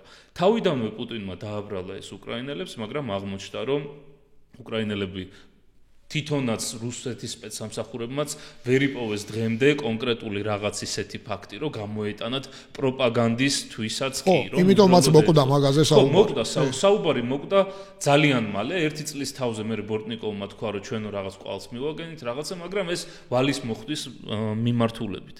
რა იყო თუ არა ეს იგივე პრობლემები, რა პრობლემებიც გამოვლინდა 2022 წელს, ამის გაგრძელება იყო, თუ ეს იყო უკვე დაღლილი, გამოფიტული შიდა უსაფრთხოების სამსახური, რომელსაც უბრალოდ ერთის მხრივ საერთაშორისო ინფორმაციას როცა აწვიან, მაგის ნდობა არ აქვს და უკვე მტრებს ეძებს ყველაფერში და მეორეს მხრივ თვითონ რესურსი არ აქვს, რომ ჩაატაროს მათ შორის მეგობარ სახელმწიფოში, თუ არ ვწდები უზბეკეთიდან იყო შესული ეს. ზოგადად ეგ ყველაფერი უკავშირდებოდა ISIS-ის ხორასანის დაჯგუფებას, ისიც და ისიც, რაც თქვენ ბრძანეთ, ეგ ყველაფერი ხო ერთმანეთზეა გადაჯაჭვული. რუსეთი მით უმეტეს ეხლანდელ ლიდერშიპს რუსული სპეცსამსახურების ამის გამოცდილება კარგი აქვს, რომ მის ტერიტორიაზე მომხდარი ტერორისტული აქტები გამოიყენოს პოლიტიკური ბენეფიტის მისაღწევად. ოღონდ აქ არის ზუსტად ის ძალიან მნიშვნელოვანი მომენტი. ხშირად პარტიის და სახელმწიფოს ინტერესები ერთმანეთს ეწინააღმდეგება. ეს მარტო რუსეთში კი არ არის ასე. ყველა ავტორიტარულ სახელმწიფო ბოლოს მიდის იქამდე, რომ სახელმწიფო ინტერესები და პარტიის ინტერესები უკვე ერთმანეთს აღარ შეესაბამება. შეიძლება შეესაბამებოდეს 60 წელი, 70 წელი, 100 წელი, არ ვიცი, ხო, 70 წელი არის ყველაზე მეტი, რაც ჩვენ გვახსოვს საბჭოთა კავშირის დროს და მერე გაიყო პარტიის და სახელმწიფოს ინტერესები და სახელმწიფო დაინგრა. იმიტომ რომ პარტიამ დაიწყო ლეგალურად ფულის შოვნა უკვე და სახელმწიფო დაინგრა მერე მარტივად, იმიტომ რომ ეკონომიკურად ვეღარ გასდიეს, ხო? ჩვეულებრივი, თორე ახლა ბოლომდე დემოკრატიზაცია რო ყოფილიყო შეაძლებელი, მაშინ მოხდებოდა პერესტროიკა და ვიქნებოდით ყველანი ვიცხოვრებდით იქ ღმერთმა არქნას, მაგრამ ამის რეალური საფრთხე არსებობდა, მაგრამ გაექცათ ხელიდან, ხო? აქაც ასეა. ზუსტად 2000-იანი წლების დასაწყისში ზუსტად ამ ტანდემმა პუტინი, ბორტნიკოვი, პატრუშევი, პუტინი, პატრუშევი, ბორტნიკოვი უფრო დაბალი რანგის იყო, მაშინ და კიდევ იყო იქ 1-2 ადამიანი, ძალიან სამწუხაროა, რომ ზოგჯერ ეს ადამიანები საქართველოს სტუმრობენ ხოლმე ამ ბოლო დროს და მე ძალიან მაშინებს ეგ ამბავი, იმიტომ რომ პენსიაზე მყოფიც კი ეგეთი ადამიანები ტყუილად არ გადაადგილდებიან, ხო? მაგრამ ეს ცალკე თემაა. მოახერხეს, რომ აი ეს ტერაქტები, რომელიც ჩეჩნური კვალი იყო, უბრალოდ ჩეჩნეთში აი უფრო ეს ტერორისტული არაბული კვალის შეტანა, ტერორისტული აქტების ჩატარება და შემდგომ ეს გამოიყენეს მუხრუჭების მოსაჭერად, ტოტალური კონტროლის დასამყარებლად და სამხედრო ინვაზიისთვის ჩეჩნეთში, იმიტომ რომ ელცინის ხელმძღვანელობის დასასრულს პირადად ვიცი, სხვის მოყოლის არ ვამბობ, ჩეჩნეთში ერთი რუსი სამხედროც კი არ იყო. ერთი რუსი სამხედროც არ იდგა. ფაქტიურად ჩეჩნეთს დამოუკიდებლობა მოპოვებული ჰქონდა. ფაქტიურად, იმიტომ რომ ნამდვილად რეგულარული ჯარი ერთიც არ იდგა და ეს იყო ბრჭყალებში გაправებული ელცინის ხელისუფლების მიერ. ჩეჩნებმა გაყარეს სამხედრო ძალით ბუნებრივია, მაგრამ რაღაც დროს ელცინის ადმინისტრაცია იძულებული გახდა ამას შეგუებოდა და ხელი მოეწერათ ამაზე გარკვეულ ხელშეკრულებებს და ამას ჭირდებოდა შემდგომ მნიშვნელოვანი საბაბი იმისა, რომ ეს რუსი ჯარისკაცები ისევ შეგეთრია ომში. და ამას პუტინმა და აი ამ ვაჟბატონებმა მიაღწიეს სწორედ ამ ტერორისტული აქტებით და მე გახსოვთ ალბათ ეს მოარული ფრაზა პუტინის პირდაპირ ეთერში ნათქვამი რომ ტერორისტა უნდა და მაჩიც სარწիր, იმიტომ რომ უკვე იქ შეიქმნა რუსეთში დამოკიდებულება რომ ესენი გვაფეთქებენ და იყო ერთ-ერთი დუბროვკაში, ბესლანის ტრაგედია, ეს ამხელა-მსხვერპლი ვისი პასუხისგებლობაა. უბრალოდ რუსეთში მსხვერპლს არ გიყურებენ, არ უყურებენ. აი ახლა რომ ნახოთ თქვენ ვიკიპედია რუსების დაწერილი რაც არის, ვიკიპედიაც კი აღარ ვამბობ ისეთ პარტიულ ლიტერატურას. ბესლანის ტერაქტს მე იქ იმაში მოსკოვში, როდესაც გაზი შეუშვეს ნორდოსტში და ასე შემდეგ, წარმატებულ ოპერაციად თვლიან.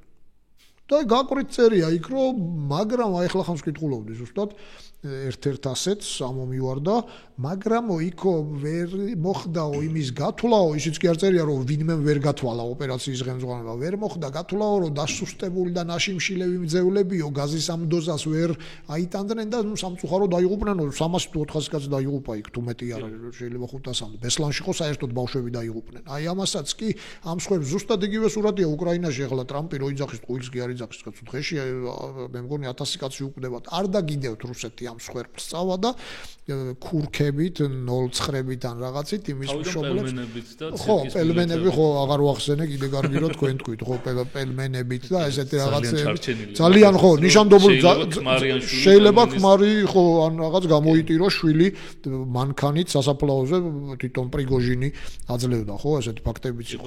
ამიტომ აი ეს და მაშინ გამოიყენეს, ამიტომ ხორასანის ტერაქტთან დაკავშირებით არ არის გამორიცხული რომ წაუყრუეს კიდევაც და სადეს უკრაინელებთან მილინკვა ამ ხორასანის უზბეკების ვიღაცების შემდგომში არ გამოუვიდათ. ან უკვე სხვა პრობლემებში გადაერთნენ, იმიტომ რომ ბევრი სხვა პრობლემა ჰქონდათ შემდგომ. რაც შეეხება დასავლური სპეცსამსახურების ინფორმირებას კიდევ ერთხელ მეტყველებს ეგრო ალბათ უნდათ რაღაც მისთვის გამოეყენებინათ. რეალურად ხო როგორ ხდება ეს ფილმები რო არის რო FSB-ს რივაით რასიუ და ასე შემდეგ ხო?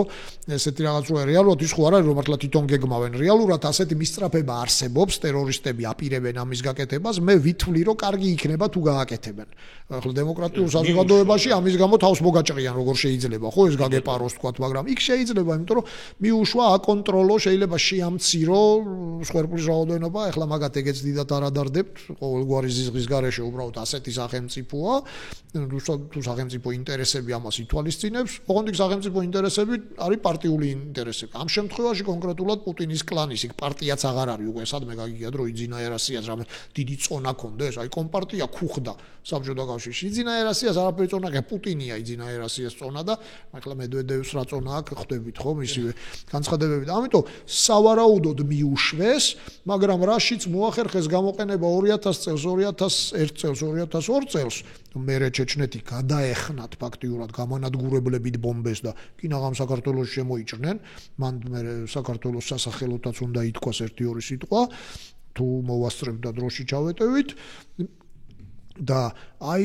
აქ ამ შემთხვევაში ან აღარ დასჭირდათ უბრალოდ ვერ მიაბეს უკრაინულ კვალს, იმიტომ რომ შეიძლება უფრო საკუთარ კვალზე, ანუ უფრო საკუთარ სისუსტეებზე გადიოდნენ და რაღაცნაირად ვეღარ მიაბეს ეს ყველაფერი, თორე რეალურად იქ იყვნენ უზბეკები, ხო, ცენტრალური აზიიდან. მე მოსაზრება მაქვს, რომ ამერიკელებმა და ბრიტანელებმა როცა მიაწოდეს ინფორმაცია, კარგად დოკუმენტირებული არის ეს ინფორმაცია და უბრალოდ იმის შიში აქვს, რომ რამე fake სავსებით შესაძლებელი. იმათ შეუძლიათ და ერთ-ერთი მიზეზი რატომაც პროკუსის თემა მოკვდა, მგონია რომ არის რომ ზუსტად ეს პროაქტიულად იმუშავეს ამერიკელებმა და ბრიტანელებმა, რომ სავსებით შესაძლებელი ერთი კვირით ადრე მოხდა, სანამ მოხდებოდა, გამოქვეყნდა ინფორმაცია, სავარაუდოდ იმათაც ჰქონდათ ინფორმაცია, რომ FSB მიცოდა და მიუშვეს და ერთი კვირით ადრე გამოქვეყნდა ინფორმაცია, რომ იგეგმება სერიოზული ტერაქტი. იმიტომ რომ როგორც წესი ეგეთი რაღაც არ ხდება ხოლმე. მაგ კონტექსტში ძალიან ისე ამომიტივტივდება ხოლმე თავში საქართველოში ამერიკის საელჩოს მიერ გაკეთებული განცხადება, როდესაც სადღაც სავაჭრო ცენტრში იყო ასეთი რისკი ისიც და მაშინ ისე არ არის გამორიცხული, რომ იქაც რუსული რაღაც საცეცი იყო და უბრალოდ რაღაც პროაქტიული განცხადება იყო, ვეღარ მოახერხეს. არ ვიცი, სპეკულაციები რთულია ამ თემაზე, მაგრამ არ არის ამერიკის საელჩოს სტანდარტული ხელწერა ასეთი რაღაცეების ესე განცხადების გაკეთება, მაგრამ როცა ჩანს რომ რაღაც მიშვებულია, სავსებით შეაძლებელია რომ ესეთი რაღაცაც იყოს. რთულია, სათქმელად, დასაჯერებლად კიდევ უფრო, მაგრამ სამყაროში ბევრი რამე არსებობს. ბევრი რაღაცა ხდება დაუჯერებელი. თავიდან ვერავის ვერ წარმოედგინა 2016 წელს რუსეთში, პეტერბურგში მყოფი ინტერნეტის კვლევის ცენტრი რამდენად ჩართული იქნებოდა ამერიკის არჩევნებში. ვერავის ვერ წარმოედგინა, მაგრამ დღეს უკვე მოცემულობა აკადემიურ დონეზე, ანუ აკადემიურ საქმიანობაში აქტიურად ისწავლება ეს кейსები. ეგ ძალიან მნიშვნელოვანი მიმართულებაა საერთოდ და რაღაც ეს დუალიზმსაც ძალიან ხელს უწყობს ორგვარ აღქმას ამ რუსული სპეცსამსახურებს. ერთი მხრივ ისეთი ჩავარდნები და ჩაფლავებები, რაზეც ჩვენ ვლაპარაკობთ, და მეორეც ესეთი ფილიგრანული ოსტატობით შესრულებული, თქვათ იგივე 2016 წლის ახლა კი სხვადასხვა მოსაზრებებია, თქვათ და ამბობენ რომ არ არსებობდა, ხო ფაქტია რომ არსებობდა. მეორეც ხო პრიგოჟინის მიერ კი, ამ პრიგოჟინის თემატიკა ძალიან წარმატებული ინტერნეტის კონტროლი. როგორც ჩანს რაღაც დონეზე, იმიტომ რომ მაშინ 2016 იყო, ახლა 25-10 წელი გავიდა იმის. აი ეს ხრწნის პროცესი როგორც ჩანს იმდენად ღრმა არის, რომ რაღაც საცეცები უბრალოდ აღარ მუშაობს ხოლმე. სანამ რამე სხვა თემაზე გადავალთ, ძალიან საინტერესოა საქართველოს აქტივობებზე ვისაუბრეთ, ახლა ჩეჩნეთის დაბომბვის რო არ დაგვავიწყდეს, არემ ვახსენოთ. კი, 2003-4 წლები იყო საქართველოსთვის ძალიან მძიმე წლები, იმიტომ რომ ერთის მხრივ რუსეთში ეს მოფახფახებული, მოდი ასე ვთქვათ, ელცინის რეჟიმი, რომელიც მაინც რაღაცნაირად კი თითქოს დემოკრატიულად პოზიციონირებდა გარკვეულწილად, მაგრამ საქართველოს მიმართ აგრესიულობით გამოირჩეოდა მაინც, მაგრამ აი ეს რეჟიმიც კი იცვლებოდა პუტინის საკმაოდ ისეთი მძლავრი რეჟიმით. ამასობაში საქართველოს სახელმწიფო ხელისუფლება იყო ძალიან სუსტი. საჭიროების შემთხვევაშიც კი ვერ აკონტროლებდა ანტიტერორისტულ მიმართულებას, აბსოლუტურად ვერ აკონტროლებდა. მათ შორის რუსეთიც უწყობდა ხელს, რომ ჩეჩენი ბოევიკების ერთი ნაწილი, რომელიც სულაც არ არის გამორიცხული, რომ სწორედ რუსულ სპეცსამსახურებთან იყვნენ კავშირში, ბაზირებულიყვნენ გნებავთ პანკისის ხეობაში, გნებავთ სხვა ტერიტორიებზე, ეწარმოებინათ გარკვეულწილად ნარკობიზნესიც.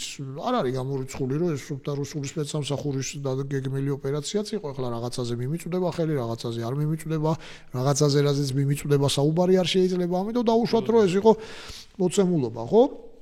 ოღონდ მოცემულობა იყო აგრეთვე ის, რომ რუსეთი სერიოზულად განიხილავდა ერთი ყოველგვარი ჩვენი ნებართვის გარეშე პანკისის ხეობის დაბომბვას და ერთხელ ომალოს მიმართულებაზე კიდევაც განახორციელა ეგ ყველაფერი და მეორე გაუგონარ ზეწოლას შემოჭრის იმის ქვეშ შანტაჟის ქვეშ ზეწოლას ახორციელებდა საქართველოს ხელისუფლებაზე იმ თვალსაზრისით, რომ ესე იგი ჩამოგვეყალიბებინა ერთი ბათუმში ერთობლივი ანტიტერორისტული ცენტრი და მეორე ერთობლივი სამხედრო ოპერაცია განგვახორციელებინა პანკისის ხეობაში.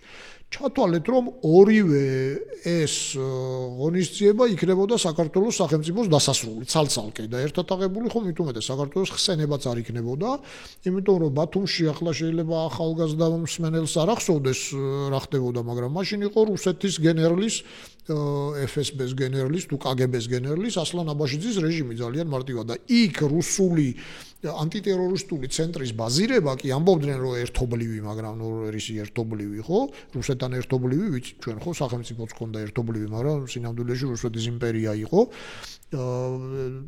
ფაქტიურად ნიშნავს აჭარის დაკარგვას. ამის თქმაც კი არ შეიძლება და ახლა ჩვენ მეგობრებს აჭარლებს ბოდიშსაც უხდი ამ გამოთქმის გამო. წარმოდგენაც არ შეიძლება აჭარის დაკარგვა, მაგრამ რეალურად შეიძლება დროებით უკონტროლო გამხდარიყო, იმიტომ რომ მაშინ მართლა უკონტროლო იყო და მით უმეტეს იქ თუ რუსის ჯარი ჩადგებოდა, თქვენ წარმოიდგინეთ, ხო?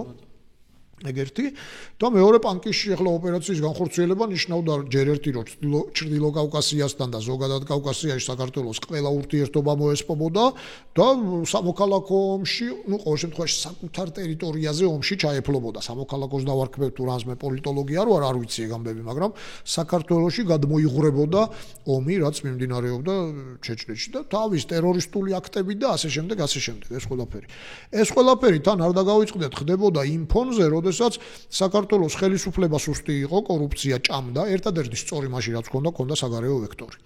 საქართველოს ხელისუფლებას მათ შორის ძალოვან სტრუქტურებს ჭამდა კორუფცია, ხოლო ჩვენი ჯარი იყო აბსოლუტურად ჩაუცმელი, დაუხურავი და ყოველგვარი სახსრების გარეშე. მე გეტყვით თქვენ, რომ 13-14 თვე მე რაც ვიცი ნამდვილად, ჯარისკაცებს ხელფასი არ ქონდათ აღებული. სხვა საქმეა, რომ ხელფასი 5, 10 და 15 ლარი იყო. და კვება იმდენად დიდი პრობლემა იყო, რომ თქვენ ვერ წარმოიდგენთ.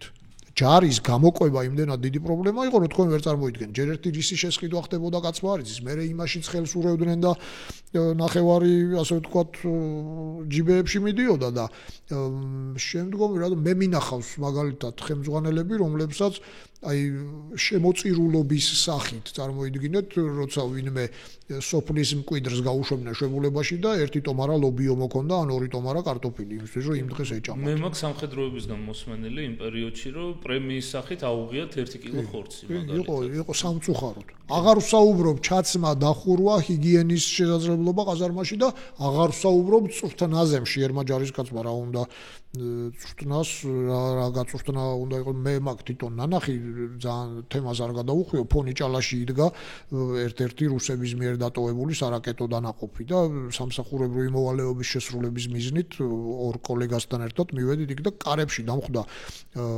ყარაული, საყარაულო სამსახური, ყველაზე ისეთი სამსახურია, ხო, სამხედროში საბრძოლო ამოცანა დავალება ფაქტიურად, რომელსაც ეცვა გერმანელი ჯარისკაცის კიტელი ხელზე გერმანული დროშით სადღაც ნაყიდი, იმიტომ რომ ვერ დააკმაყოფილა სახელმწიფომ. ამას მე დაცინვით რო არ ვამბობ, გასაგებია, იმიტომ რომ მე 96 წლიდან ამ სტრუქტურის ნაწილი ვარ. ხან თავდაცვის, ხან უსაფრთხოების და როგორ შეიძლება ვამბობ. აი ესეთ მდგომარეობაში და ასეთ მდგომარეობაში რუსეთი აკეთებს შენზე პუშინგს და ესე იგი გეუბნება რომ შემომაყვანინე ჯარებს, თორე ჩემით გავაკეთებ და მაშინ საქართველოს ხელისუფლება მოახერხა და იმდენად ფილიგრანული ოსტატობით, ესე იგი სპეცსამსახურმაც, რა თქმა უნდა თავდაცვამაც და საგარეო საქმეთა სამინისტრომ მაშინ ამერიკელებთან ამ საიდუმლო ვითარებაში გააკეთა ხელშეკრულება წლების მანძილზე, 2-3 წლის მანძილზე, დიდი ხნის მუშაობა დაჭირდა ამ ყველაფერს და რუსეთს პირდაპირ დავუდეთ წინ მაშინ საქართველომ, რომ კი ბატონო, ვაცნობიერებ იმ საფრთხეს, რაც შენ ჩემგან გელოდება, ტერორისტული საფრთხე, მაშინ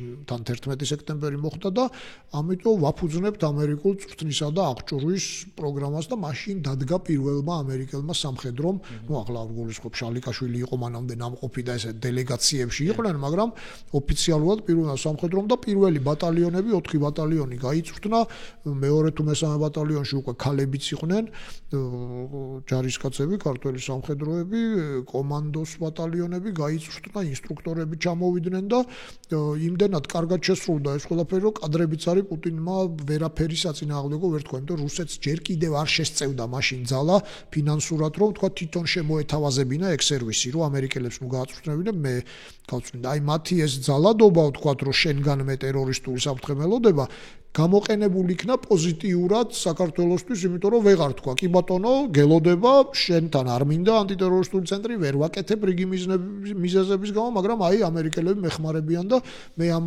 საფრთხეს აღკვეთავ და მართლა პანკისში სიტუაცია დარეგულირდა სუფთა სპეცსამსახურის მუშაობით, დაახლოებით 1 წელიწადში პანკისიდან აი ის მართლაც აგრესიული რუსების მიმართ, ოღონდ შეიძლება საქართველოსთვის ეს საფრთხე ყოფილიყო და ის დამნაშავეთა ნაწილი, ვინც შემოყვება ხოლმე ხალხის დიდ ნაკადებს, პანკისში უკვე მართლა დარჩნენ მხოლოდ მშვიდობიანი დევნილები, ლტოლვილები, რომლებსაც ნუ კონვენციების მიხედვით ვალდებული ხარ შეიფარო. აი ეს მაშინ ასეთი რაღაც მოხდა. რამაც დიდწილად განსაზღვრა საქართველოს ამერიკას შორის მთელი ეს 30 წლიანი, 30 აღარ გამოდის, მაგრამ იმის მერე აი ეს სტრატეგიული ურთიერთობები, 20 წლიანი, 25 წლიანი. კი ბატონო. ძალიან საინტერესო თემაზე გადავედით, ჩვენ ვისაუბრეთ, პრაქტიკულად ავხწერეთ მთლიანი რუსული უშიშროების უსაფრთხოების სისტემა და ასევე ძალიან კარგად ვიცით, რომ რუსეთი განიხილავს საქართველოს, როგორც თუ FSB-ს დავალებიდან გამოვალთ, ანალიტიკას გავაკეთებთ, მის შიდა ტერიტორიად, ასე ვთქვათ, გავლენის სფეროთ მინიმუმ.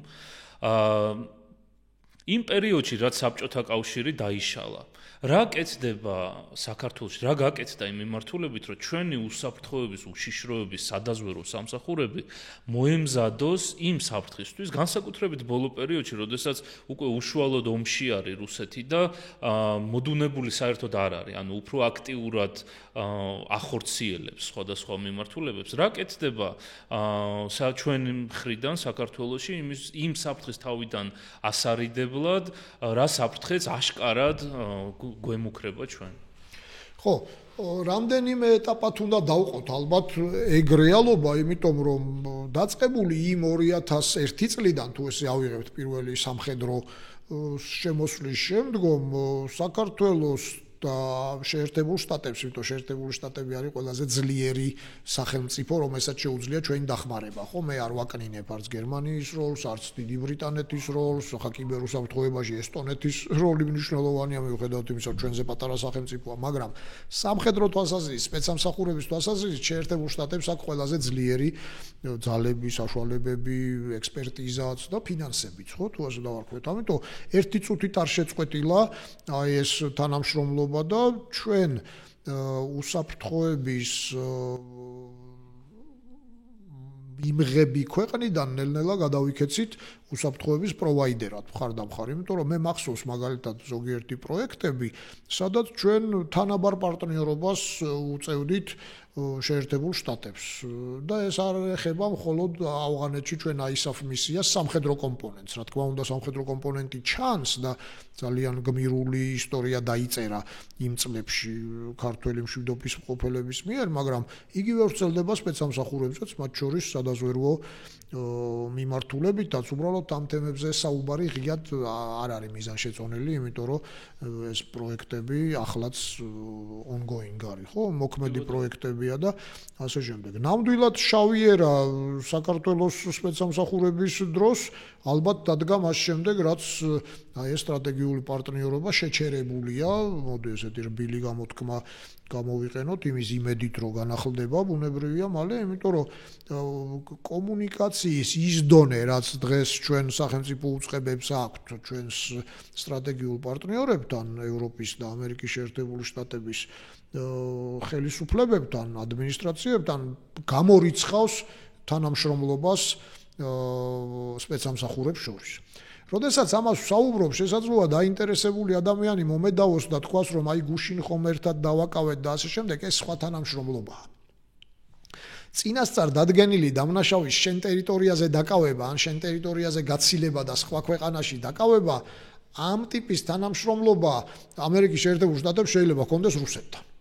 ნაც შეიძლება ჰქონდეს ცენტრალური აზიის ნებისმიერ ქვეყანასთან, შეიძლება ჰქონდეს ჩინეთთანაც სრული პატივისცემით და დასტურებით ამ ქვეყნების მიმართ, რომლებიც არ არიან საქართველოს მიმართ მტრულად განწყობილი გარდა რუსეთისა.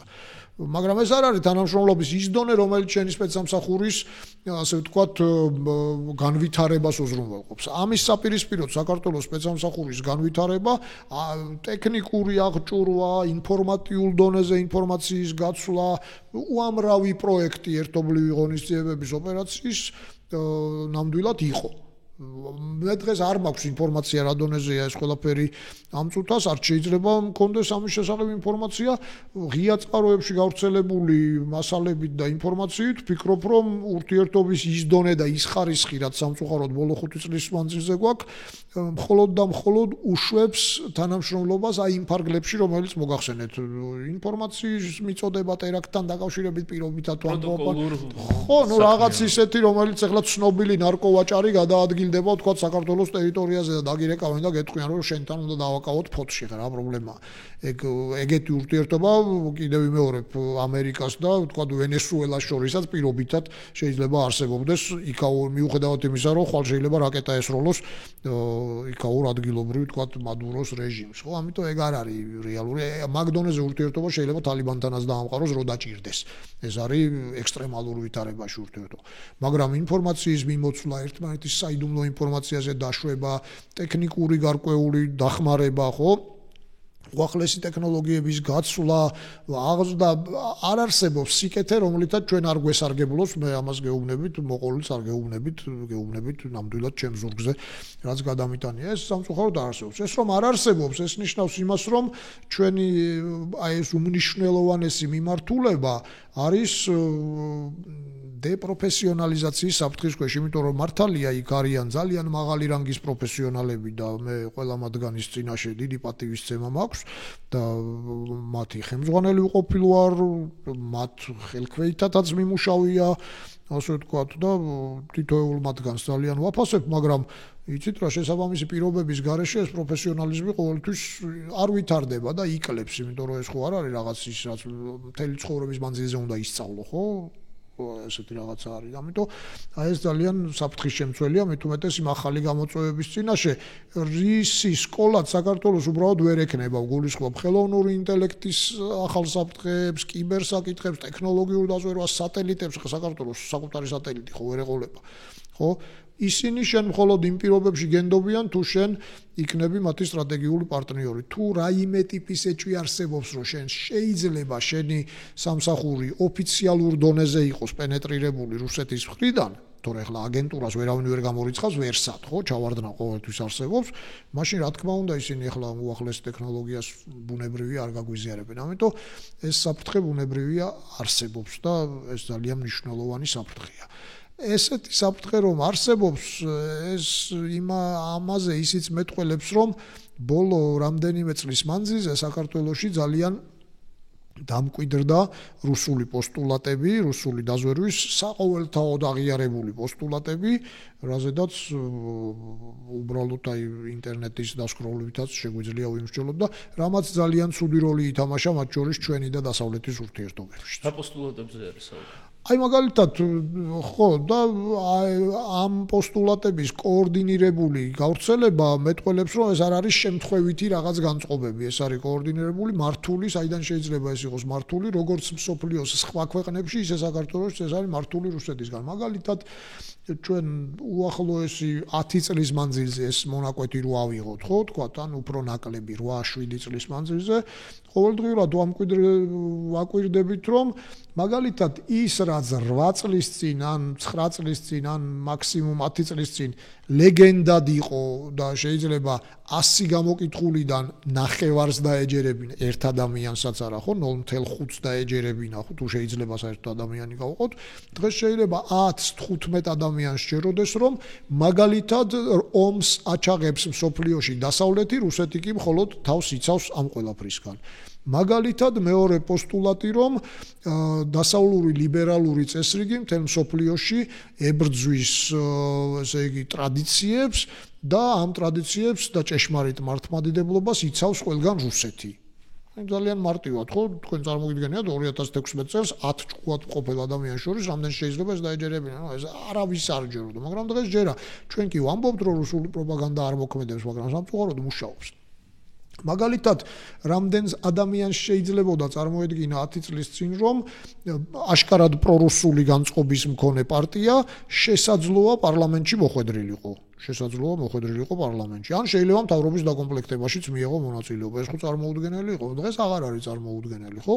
შეიძლება უმცირესობისთვის 10-დან 2-ისთვის, 3-ისთვის, მაგრამ 1-დან 3-მდე ზრდა არის, ხო, 300%-ია ლამის ზრდა, ამიტომ ეს არ არის მარტივი საკითხები. ეს ის პოსტულატებია თან რაც აპრობირებულია, რომ სხვადასხვა კონოტაციით ყველა ქვეყანაში ნერგავს რუსეთი. მაგალითად უკრაინაში, იგივე უკრაინაში რუსეთი ამბობს, რომ დასავლეთი აწარმოებს პროქსი ომს, რუსეთი უბრალოდ თავს იცავს. ეს ხო აბსურდია, მაგრამ ნუ ჟღერს ეს აბსურდი პუტინის პირიდან, შეიჭრა, დაბომბა, მოსახლეობა ამოწყვიტა, მშვიდობიანი ბავშვები და ქალები გაანადგურა, მაგრამ ხისტად და არ ვიცი, ძალიან ისე ურცხვად ამბობს, რომ ესე იგი იძულებული იყო თავს დასხმოდა, ლამის ამბობს, რომ ზელენსკი აქეთ დაესხა თავს, ხო?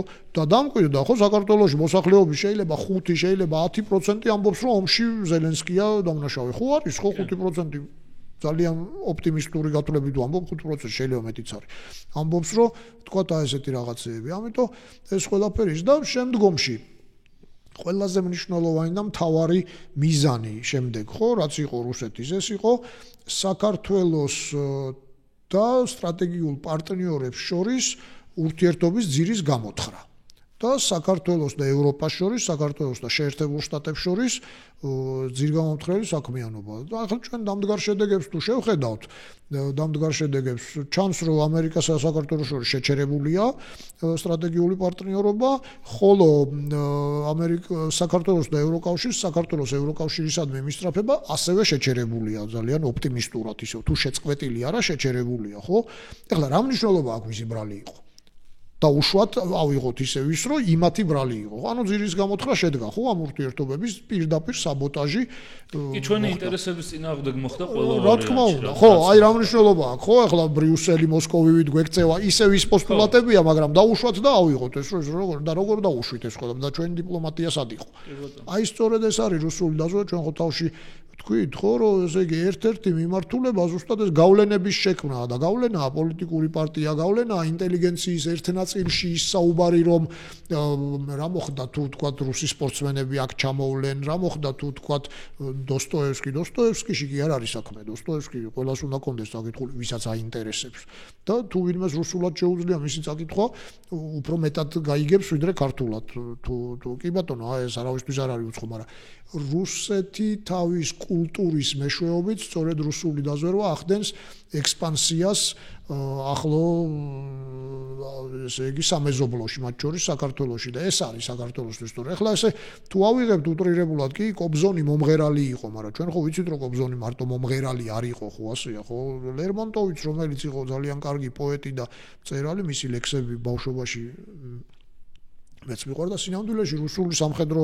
მანქანის ოფიცერი იყო ხო რომელიც საოკუპაციო ჯარის ოფიცერი იყო ამიტომ მის და მუხლ მოდრეკა არის რუსეთის არმიისადმი მუხლის მოდრეკა და ახლა ლექსი რომ კარგი თქვა გასაგებია ახლა კარგი პოეტი იყო ამაზე არ ვდაობთ ამიტომ დამდგარი რეალობიდან გამომდინარე ჩანს რომ რუსეთის დაზვერვამ გარკვეულ წარმატებას საქართველოში მიაღწია ძალიან სამწუხაროდ ერთი-ორად სამწუხაროა ეს ყველაფერი იმ ფონზე რაც ჩვენ ახლა ვისაუბრეთ რომ თითქმის ყველგან რუსული დაზვერვა ჩავარდა ბევრგან ყოველ შემთხვევაში რუსული დაზვერვა ჩავარდა და სამწუხაროა რომ საქართველოს ფრონტზე ამას აი ეს ისინი აქვს რა ქვია წარმატებები შესაძლოა ეს უკავშირდებოდეს ვერ ჩატარებულ ლუსტრაციას შესაძლოა უკავშირდებოდეს მათი ძალების და საშუალებების დიდ წილს თქვა საქართველოში რადგან ლუსტრაცია ვერ ჩატარდა შესაძლოა კიდევ პენეტრაციის მაღალ დონეს ჩვენ ადმინისტრაციულ ორგანოებში იქნება თუ თქვა პოლიტიკოსების წრეებში არ ვიცი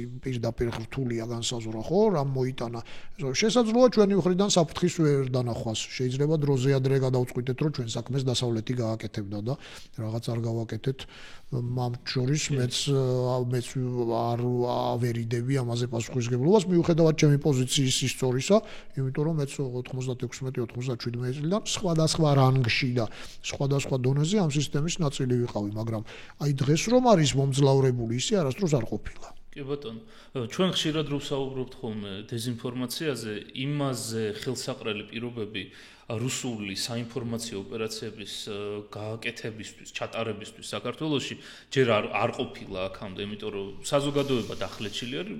რუსული საინფორმაციო ოპერაციების ერთ-ერთი მიზანი არის მთავრობა და ხალხი ერთმანეთს დაუპირისპიროს, რაც შეიძლება მეტი დაპირისპირება იყოს და შეუძლებელი იყოს რაღაცა ჭეშმარიტებებზე შეთანხმება და ამისთვის არის იდეალური პირობები, იმიტომ რომ მე ეხლა ვერც წარმომიდგენია რამე თემა, რაზეც ყველა ბანაკი თანხმდება. და ეს არის წარმატება რუსული ამოცანაც ეგ არის. და ვფიქრობ, რომ დეზინფორმაციას რო თავი დავანებ, ესეც არის რა თქმა უნდა სადაზვერვო საქმიანობის ერთ-ერთი ნაწილი, მაგრამ თვითონ რუსული სადაზვერვო საქმიანობისთვისაც არის თუ არა ხელსაყრელი პირობები, ის პირობები, რაშიც ეხლა ვიმყოფ. კი, ურთიერთდამოკიდებული საკითხებია. პირობების შექმნაც ხო დაზვერვის საქმეა. შეიძლება ბუნებრივად კონდეს და შეიძლება შენ ქმნიდე პირობებს ამის კარგად განსახორციელებლად, მაგრამ ის მიგნება, რასაც თქვენ ამბობთ, თქვენ ძალიან სწორად ბრძანებთ მაგას და მე მიკვირს, რატომ დღევანდელი ვისაც ძალა აქვს, მას არასდროს არ მოსდის ეს იდეად. რუსეთის მნიშვნელოვანი ამოცანა საქართველოში, აი იმ ძირგამოთხვრის გარდა, ხო, ჩამოვაყალიბოთ, ხო, ერთი არის დასავლეთთან ურთიერთობების ძირის გამოთხრა. და მოახერხა. მაგრამ მეორე ამოცანა არის პოლარიზების გაღვივება და მესამე ამოცანა არის ახლო სამეზობლოში გარკვეული პრობლემების შექმნა. იმიტომ რომ რატო ჭირდება ეს ყველაფერი და მე ჩავყვეთ თითოეულს ძალიან მოკლედ, ხო, შესაძლებლობის ფარგლებში. რატომ ჭირდება ეს ყველაფერი? მარტო დატოვება, რატომ უნდა დასავლეთთან ძირის გამოთხრა ან სამეზობლოსთან? იმიტომ რომ სამხედრო მუქარის გაჟღერების ფონზე, აი როგორც 2000-ში რომ გააჟღერა მუქარა, რომ შემოვიჭრებით უპანკისში ოპერაციას არ ჩამატარებინებ. აი ამგვარი მუქარის გაჟღერების ფონზე შენ, ანუ საქართველო, მოკლებული იყოს სამხედრო, პოლიტიკურ და ეკონომიკურ დახმარებას. ჰუმანიტარული შეიძლება კიდე ავიტანო, თუმცა თუ შენი გატეხვა მინდა ჰუმანიტარულსაც არ ავიტან და რა თქმა უნდა რომ ეს შეუძლებელი იქნება ამ ყველაფრის მიღწევა, იმიტომ რომ პოზიტიური დიალოგი დასავლეთთან აღარ არსებობს. პოზიტიური დიალოგი აღარ არსებობს და 5 წელია მე და შენ რო აღარ შევხვედრილი ვართ ერთმანეთს, უკვე შენთანაც შეიცვალნენ მინისტრები, ჩემთანაც შეიცვალნენ და აღარ ვიცნობთ ერთმანეთს. აი მაგალითად 2008 წელს ყოველგვარი წარსულის იდეოლოგიზაციის გარეშე იმათ რა პრობლემებიც ჰქონდათ, კიდე ცალკე თემაა. მე საქართველოს პრობლემებზე ვლაპარაკობ თორე ახლა როდის ვინ იყო პრემიერ-მინისტრი, საერთოდ არ მაინტერესებს, ხო? ამ დონეზე 2008 წელს საფრანგეთის საგარეო საქმეთა მინისტრის მობილური იცოდნენ ჩვენთან. დღეს ვინმე თქვენ გესახებათ, რომელმაც შეიძლება შეძლოს, რომ აიღოს და მობილურზე დაურეკოს ან მარკო რუბიოს მაგალითად, ხო? მაშინ კონდოლიზასთან ტელეფონით დარეკვა შეიძლებოდა. ამას ვამბობ განგებ ასეთი მარტივი ენით, იმიტომ რომ ასეთი მნიშვნელობა აქვს ურთიერთობებს. მავანი იტყვის ახლა ალბათ რომ მე რა გამოვადგათ რომ ხო იმაში რო არის ნოდარ დონბაძის იმაში რომ ენას კი მასწავლინე, მაგრამ მე არ ვსწავლობდიო და გამოვადგა რომ ხო ეგეც ხო არის იცის ენები, მაგრამ რაში გამოვადგაო? კი გამოვადგა, იმიტომ რომ რუსული პროპაგანდა კი ცდილობს რომ გვაჩვენოს რომ ამერიკამ მაშინ პამპერსები მოგვაწოდა, მაგრამ ეს პამპერსები სამხედრო გემებით შემოვიდნენ აქ და თუ რამე არსებობს რის გამოც რუსეთმა მაშინ თავის ამოცანა ვერ შეასრულა საქართველოში, იყო სამი ფაქტორი. შეიძლება 4-იც დავარქვათ, მაგრამ შეიძლება რაღაცეები გავაერთიანოთ. პირველი ფაქტორი იყო ქართველი ჯარისკაცების მართლა გმირული წინააღმდეგობა, რისი დავიწყებაც არც ერთ შემთხვევაში არ შეიძლება და ამის დავიწყების საფრთხე ნამდვილად არ გვემუქრება საბედნიეროდ. მეორე გახლდათ ის, რომ არ არსებობდა პოლიტიკური პარტია, რომელიც კოლაბორაციონისტულად გაურიგდებოდა და ხელისუფლების ცვლის პირობებში მეხუთე კოლონა არ იყო ფორმირებული და ამასთანვე ვაკავშირებ ქართველი ერის ნებას, იმიტომ არ იყო ისეთი პარტია, რომ ასეთი ნიადაგი არ არსებობდა საქართველოში, ხო, რომ პარტია ყოფილიყო, აი რომ შეგვექმნა მე და თქვენ ორ კაცსაც ვერ ვიპოვიდით და ამიტომ არ შევქმნით, თორე ახლა აგენტურა მაშინაც იყო და ეხლაც არის, მაგრამ არ იყო ხალხში განწყობა და მესამე და უაღრესად მნიშვნელოვანი იყო დასავლეთის მხარდაჭერა. რაში გამოიხატა? ამერიკამ ჩაატარა სამხედრო ოპერაცია, სამხედრო ჰუმანიტარული ოპერაცია, რამაც ამერიკული განზრახვის სერიოზულობა ასე ვთქვათ ცხადყო. ძალიან პრაგმატიკოსი ადამიანი ვარ და ღმერთმა დაიფაროს ამერიკა რუსეთის ჯარების დაპირისპირება საქართველოს ტერიტორიაზე მომხდარიყო, ვინმე არ გაიგოს რომ ამის მსურველი ვარ. ეს ისეთი უბედურება იქნებოდა, რომ საქართველოს საერთოდ არ იარსებებდა. მართლაც რომ თქვა ნახევარი მსოფლიოს მიყვებოდა. ხო, ნახევარი მსოფლიოს, ხო, არა იმიტომ რომ თქვა, ნახევარი მსოფლიოს, ღმერთმა დაიფაროს, ხო, რომ ეხლა იმათ სტრატეგიულ ბომბდამშენს აქედან ამერიკული თქვა გამანადგურებელი დაპირისპირებოდა ჩვენ ტერიტორიაზე, ხო, მშვიდობიანი მოსახლეობა გაწდებოდა, მაგრამ რუსეთმა დაინახა ამის საფრთხე. ამის ჩვენ რო გვეშინია, არც რუსეთს არ სიამოვნებს, ეს ბირთვული შანტაჟი მოგონილია, იმიტომ რომ როგორც კი ტრამპმა განაცხადა, რომ გადაადგილება დავიწყე წყალქვეშა ნავების, აბა ერთი თუ უთქვამს მედვედევს, რომელიც არ გამოირჩევა მაინც და მაინც აღიაზრეთ, მაგრამ მაინც და მეორე ევროპის მხარდაჭერა, რა იყო, 5 პრეზიდენტი ჩამოვიდა და დადგა, ახლა რო ამბობს ზოგი რომ ზეიმობდით, არაფერს არ ზეიმობდა, კაცო, ვინ ზეიმობდა? უბრალოდ ეს არის ჩვეული მეთოდი საინფორმაციო კონსოლიდაციის გარკვეულწილად, რომლითაც ხო უცხო ქვეყნის პრეზიდენტები და ქართველი ხალხის ერთიანობა რომ არ შევეგუებით. ანუ რუსეთს ამ დროს ვეუბნებით, რომ მოგიწევს ძალიან ბევრი მსხვერპლი შენც და მშვიდობიან მოსახლეობაშიც, რაც დაუსჯელად არ დასრულდება. 2008 წელს პუტინს ეს ჯერ კიდევ სჭირდებოდა, იმიტომ რომ პუტინი მეგობრობდა ბერლუსკონისთან, ჯორჯ ბუშთან ერთად ოლიმპიადაზე იჯდა, ჯერ არ იყო ისეთი, როგორც 2002 წელს, როცა არაფერი აღარ აინტერესებს, პირდაპირ ბავშვის მკვლელია. მაშინაც იყო, მაგრამ ნუ ამის იმიჯი არ უნდოდა, მაშინ არ იყო ესე მოძლიერებული და ამის შემდგომ დღეს რატო გვაქვს ის ოპერაცია საქართველოში რაც გვაქვს 2008 წელსვე იყვნენ რუსეთში ოდნავ გონება გახსნილი, ოღონდ რუსულად გონება გახსნილი ადამიანები, ვინც პუტინს ეუბნებოდნენ და ღია პრესაშიც დაიბეჭდა და არხებზეც, სხვადასხვა არხებზეც, რომ ძალიან დიდი სისულელეა საქართველოში ესე ომით შეჭრა.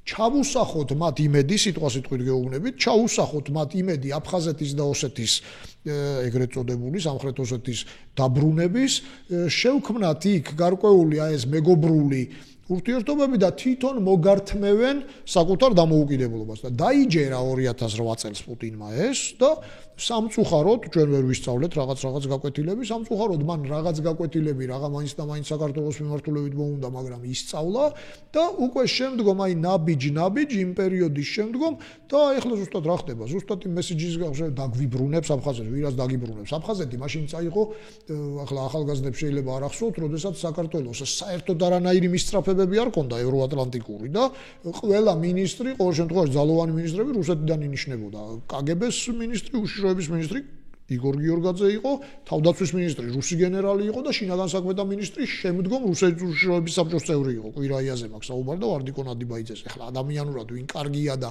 ვისთან ყანწი აქვს დალეული დღეს ამ კონტექსტში ხდება ხოლმე განხილვა, რომ არ იყო ცუდი კაცი. ეხლა საოკუპაციო რეჟიმის გენერალი რო ხარ ხო, ანუ ცუდი კაცი შეიძლება ახლა არც პუტინი არ არის საურთიერთო. ხო, პიროვნულად შეიძლება ხო ბერლუსკონი და პუტინიც ძალიან ბევრ მეგობრულ, თქვა, არ ვიცი ახლა, ხო, საპირისპირო სქესში ერთად რო დადიოდნენ, შეიძლება ძალიან მეგობრობდნენ. ეს არ არის მთავარი. ამიტომ არავინ არაფერს არ დაგ ამის იმედი ჩაისახა და დათბობის, ურთიერთობების დათბობის. ჩვენ ახლა ვეჩვევით რუსებთან თანაცხოვრებას. იმიტომ რომ ყოველწუთას ვხედავთ, მართლა უგრძნობთ, რომ შეიძლება ყველა ისეთი კი არ არის. ეს ძალიან ნორმალური ადამიანია, ჩამოთთან ფულს ხარჯავს, ჩემი ხაჭაპური უფრო ძვირად იყიდება. ამ ყველაფრის უკან ჩემთვის შეიძლება მე გაფუჭებული ვარ ჩემი წარსულით, მაგრამ ჩემთვის დგას რუსული დაზვერვა. შეიძლება ეჭვიანი ადამიანი ვარ, მაგრამ გლობალურად ისეთ სამყაროში ვართ, უნდა ვიყოთ ეჭვიანი. ხო, მოზაიკაში, ხო, იმიტომ რომ მე იმ თვალით უყურებ, ხო, მაინც ახლა შეიძლება ობივატერისთვის არ არის სახელმწიფოს ფუნქცია ზუსტად ეს არის, რომ ობივატერს რისკი დაანახოს, თორე ხაჭაპური 10 ლარი რომ ღირს, 3 ლარის ნაცვლად ეს რო ჩემთვის როგორც მცირე მეწარმისთვის მომგებიანია და ჩემი პატარა სასტუმროს ყველა ნომერი რომ დაკავებულია, ეს რო ჩემთვის კარგია, ამას მე ვხვდები ახლა ამაში სახელმწიფოს ის არ მჭირდება, მაგრამ სახელმწიფომ უნდა დამანახოს, რომ აი ხვალ რომ ამ ძაბს გადაგიკეტავენ და ესეც რომ რუსული სპეცსამსახურის რეცეპტია, რომ ჯერ შექსვამს ამ ნარკოტიკზე. იმიტომ რომ შენ აიღე კრედიტი, შენ აიღე თქვათ რაღაც ვალები, ხო, გააფართოვე, დაგეტვირთა სასტუმრო, ფული იშოვე, ფული რომ იშოვე, გაფართოებაზე გადახვედი შვილი, ფასიან სკოლაში შეიყვანე, ძალიან მიკრობიზნესის დონიდან ვსაუბრობ, ხო? პარტნიორს, მეგობარს რაღაც ოქროს ბეჭედი უყიდე, პირობითად ვამბობ, კარგი ტანსაცმლის გადახვედი და უცებ ჩაგეკეტა და რასაკეთებ? ჩაგეკეტა იმიტომ, რომ საქართველოს ისევ გაუფუჭდა ურთიერთობა რუსეთთან. ჩამოდიხარ თბილისში და პარლამენტის წინ მართავ მიტინგს, რომ დაგვიბრუნეთ ჩვენი ძვირფასი რუსები, იმიტომ რომ ამ დროს კარგად ცხოვრობდი. ახლა ვიხსენებთ, რომ 80-იან წლებშიო მე პატარა ვიყავი მაშინ, მაგრამ კარგად ცხოვრობდი, თო კარგად როგორ ცხოვრობდი, ორმაეთიან ძეხს ჭამდი და ეს გეგონა კარგი ცხოვრება, მაგრამ წარმოიდგინეთ, აი ეს რეალობა დადგება. ეს არის სადაზვერვო ოპერაცია და აი ეს არის საფრთხე, რომელიც რუსებმა 2008 წლიდან შეგვიქმნეს თავის უკვე რბილი ძალის გამოყენებით. მეხუთე კოლონად შეიქმნა. პარტიებიც არის პრორუსული და ტელევიზიებიც არის, საიდანაც პირდაპირ გეუბნებიან და ვიღაც ქართველებიც არიან, რომელიც ეგრეთ წოდებული დონეცკის თუ ლუგანსკის ზუსტად არ ვიცი, უფროსსაც ხვდებიან და ამას აღარ მალავენ. და 2012-ში, 13-ში, 14-ში ამას ვერ იტყოდი. იმიტომ რომ ეგრეა. ხო, აი ეს არის ძირითადი პრობლემა. ბოლო კითხვა რო დაგისვათ. რა გაკვეთილები შეიძლება ვისწავლოთ რუსეთის გლობალური აქტივობით, განსაკუთრებით ბოლო წლებში უკრაინის მიმართულებით, მაინც როგორც მე სამწუხაროდ დარწმუნებული ვარ, რომ რუსეთი ჩვენი კმაყოფილი არასდროს არ იქნება და როდესაც დრო ექნება, ჩვენთვისაც მოიცლის ადრე თუ გვიან. რა შეიძლება ვისწავლოთ უკრაინის გამოცდილებიდან და რა შეიძლება გავაკეთოთ იმისთვის, რომ ამ მიმართულებით, დაზვერვის მიმართულებით და უსაფრთხოების მიმართულებით, რომ ჩვენი შანსები გავაუმჯობესოთ და მაქსიმალურად გავზარდოთ, რომ მაქსიმალურ კარგ შედეგზე გავიდეთ. კი ბატონო, პირველ რიგში, ხო, რუსეთი ჩვენი კმაყოფილი მარტო მაშინ იქნება, როდესაც პუტინის ხედვა საქართველოს მიმართ ასრულდება, პუტინი ამას არ მალავს და რუსული პოზიციიდან ეს ალბათ მართალიც არის, რუსული პოზიციიდან ის ამბობს, რომ როდესაც რუსეთმა საქართველოს შეიერთა, საქართველოს როგორც ასეთი საერთოდ არ არსებობდა. არსებობდა თბილისის გუბერნია, არსებობდა ქუთაისის გუბერნია, არსებობდა სოხუმის ვაენი ოკრუგი, სამხედრო ოლქი, რაც შეეხება სამცხე-ჯავახეთს, ოსმალეთის იმპერიას გამოსტაცეს წაართვეს, ხო? ან რუსული პოზიციიდან ეს მართალია, რა თქმა უნდა, ჩვენთვის სასიცოცხლოდ შეუთავსებელია ეს ყველაფერი და წარმოუდგენელია, რუსეთი ასე ხედავს საქართველოს. რუსეთი რომ საქართველოს ასე ხედავს და ეს რო არ არის მე-19 საუკუნის ხედვა, ამას ისიც გულისხმობს, რომ საქართველო, როდესაც იდგა გაყოფის წინაშე და აი ამ ძიმე სამოქალაქო ომების და დაძაბულობის წინაშე, ყოველთვის ჩამოდიოდნენ რუსი ემისრები და ყოველთვის ამით გვაშინებდნენ. ამით დაემუქრნენ შევარდნაძეს, როდესაც სამეგრელოში მხედრიონის შეჭრის წინ აი სამოქალაქო ომი რომ მიმდინარეობდა, პირდაპირ გაყოფილი რუკა ანახეს, ზვიად გამსახურდიას როგორც მემუარებიდან და სხვადასხვა წყაროებიდან ჩანს. შესაძლოა სააკაშვილსაც და უთხრეს რომ ესე იგი მაშინ დაივიწყე, ხო, იქ დასავლეთ საქართველოს და ფაქტიურად გორში წელში გატეხვას გვიპირებდნენ, ხო? ალბათ აღნიშნულ ხელისუფლებასაც. რომელი ხელისუფლება უფრო წამოეგო ამ შანტაჟს და პოლიტიკა შეცვალა, ეს ცალკე თემაა და ამაზე საუბრები არ გვიჭირს.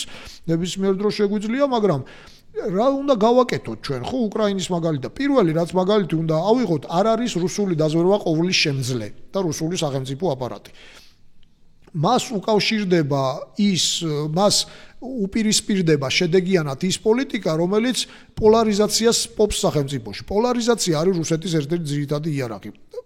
საყოველთაოდ ცნობილია, რომ მერკელის წინააღმდეგ არჩევნებში ჩარევას ახორციელებდა, მაგრამ მერკელის წინააღმდეგ ძალიან საინტერესო დასკვნა იყო გერმანული კონდაზვერვის. მერკელის წინააღმდეგ არჩევნებში ჩარევა პუტინის მიერ იმას კი არ ემსახურებოდა, რომ მერკელი ვერ გასულიყო, არამედ რაც თქვენ ბრძანეთ, გასულიყო მინიმალური რესურსით. პოლიტიკურ ლიდერს რუსეთის დაინტერესების ქვეყანაში არ უნდა ჰქონდეს ხალხის მხარდაჭერა, რომ ვერ მოხდეს, რაც თქვენ ბრძანეთ, მნიშვნელოვან თემებზე კონცენტრაცია.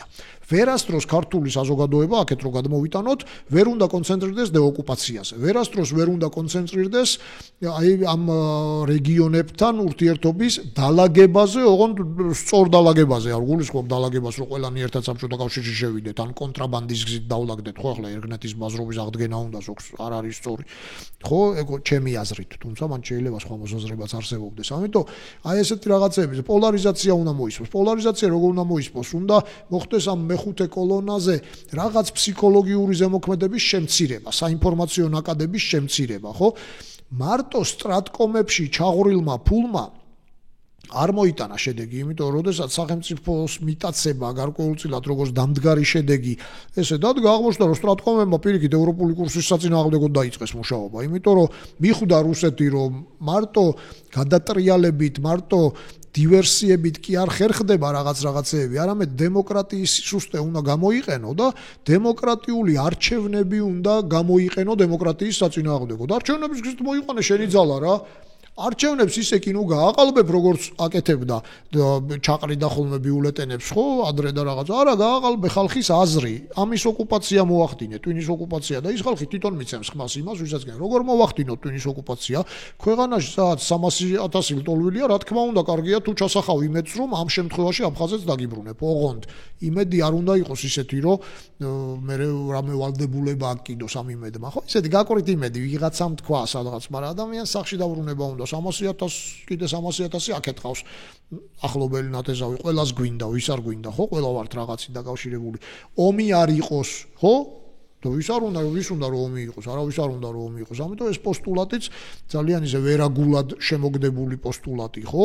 ამასობაში ომი ერთადერთი იმ ქვეყნებში ხდება, ვინც დასავლეთთან შორს არის, ხო, ასე თუ ევროკავშირის წევრში არ მომხდარა. ამის ახსნა თქვენ დასაწყისში როგორც ბრძანეთ, ტყუილი მალე ვრცელდება. სიმართლის დამტკიცებას რო იწყებ, პირიქით ტყუილის მულტიპლიკაციასაც უწევ, ხო, გარკვეულწილად, ესე იგი, რომ იმას რა ქვია და ასე შემდეგ და ამიტომ ეს ყველაფერი, ამიტომ ეს რეზისტენტულობა, მდგრადობა არ არის მარტო სახელმწიფოს პრეროგატივა, პოლარიზაცია რაღაცნაირად უნდა აღმოიფხვრას და ძალიან მნიშვნელოვანი რაც არის სპეცსამსახურების დეპოლიტიზაცია.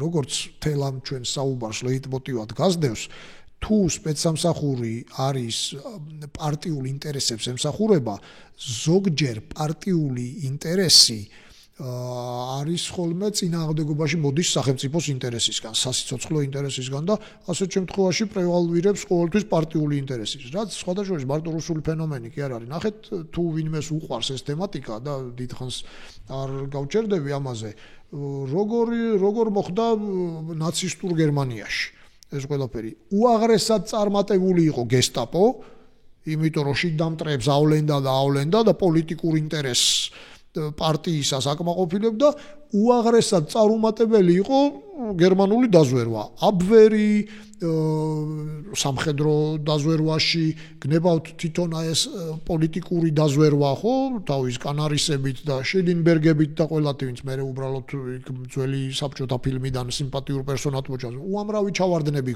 უამრავი ჩავარდნები ჰქონდა საგარეო დაზვერვას.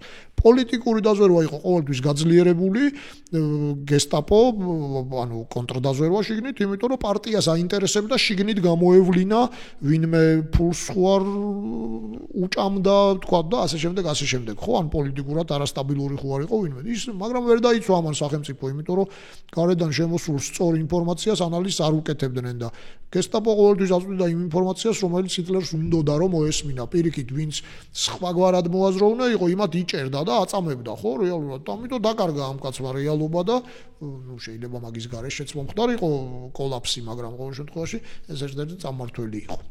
კი ბატონო. ძალიან დიდი მადლობა. ძალიან საინტერესო საუბრისთვის, გულწრფელი საუბრისთვის.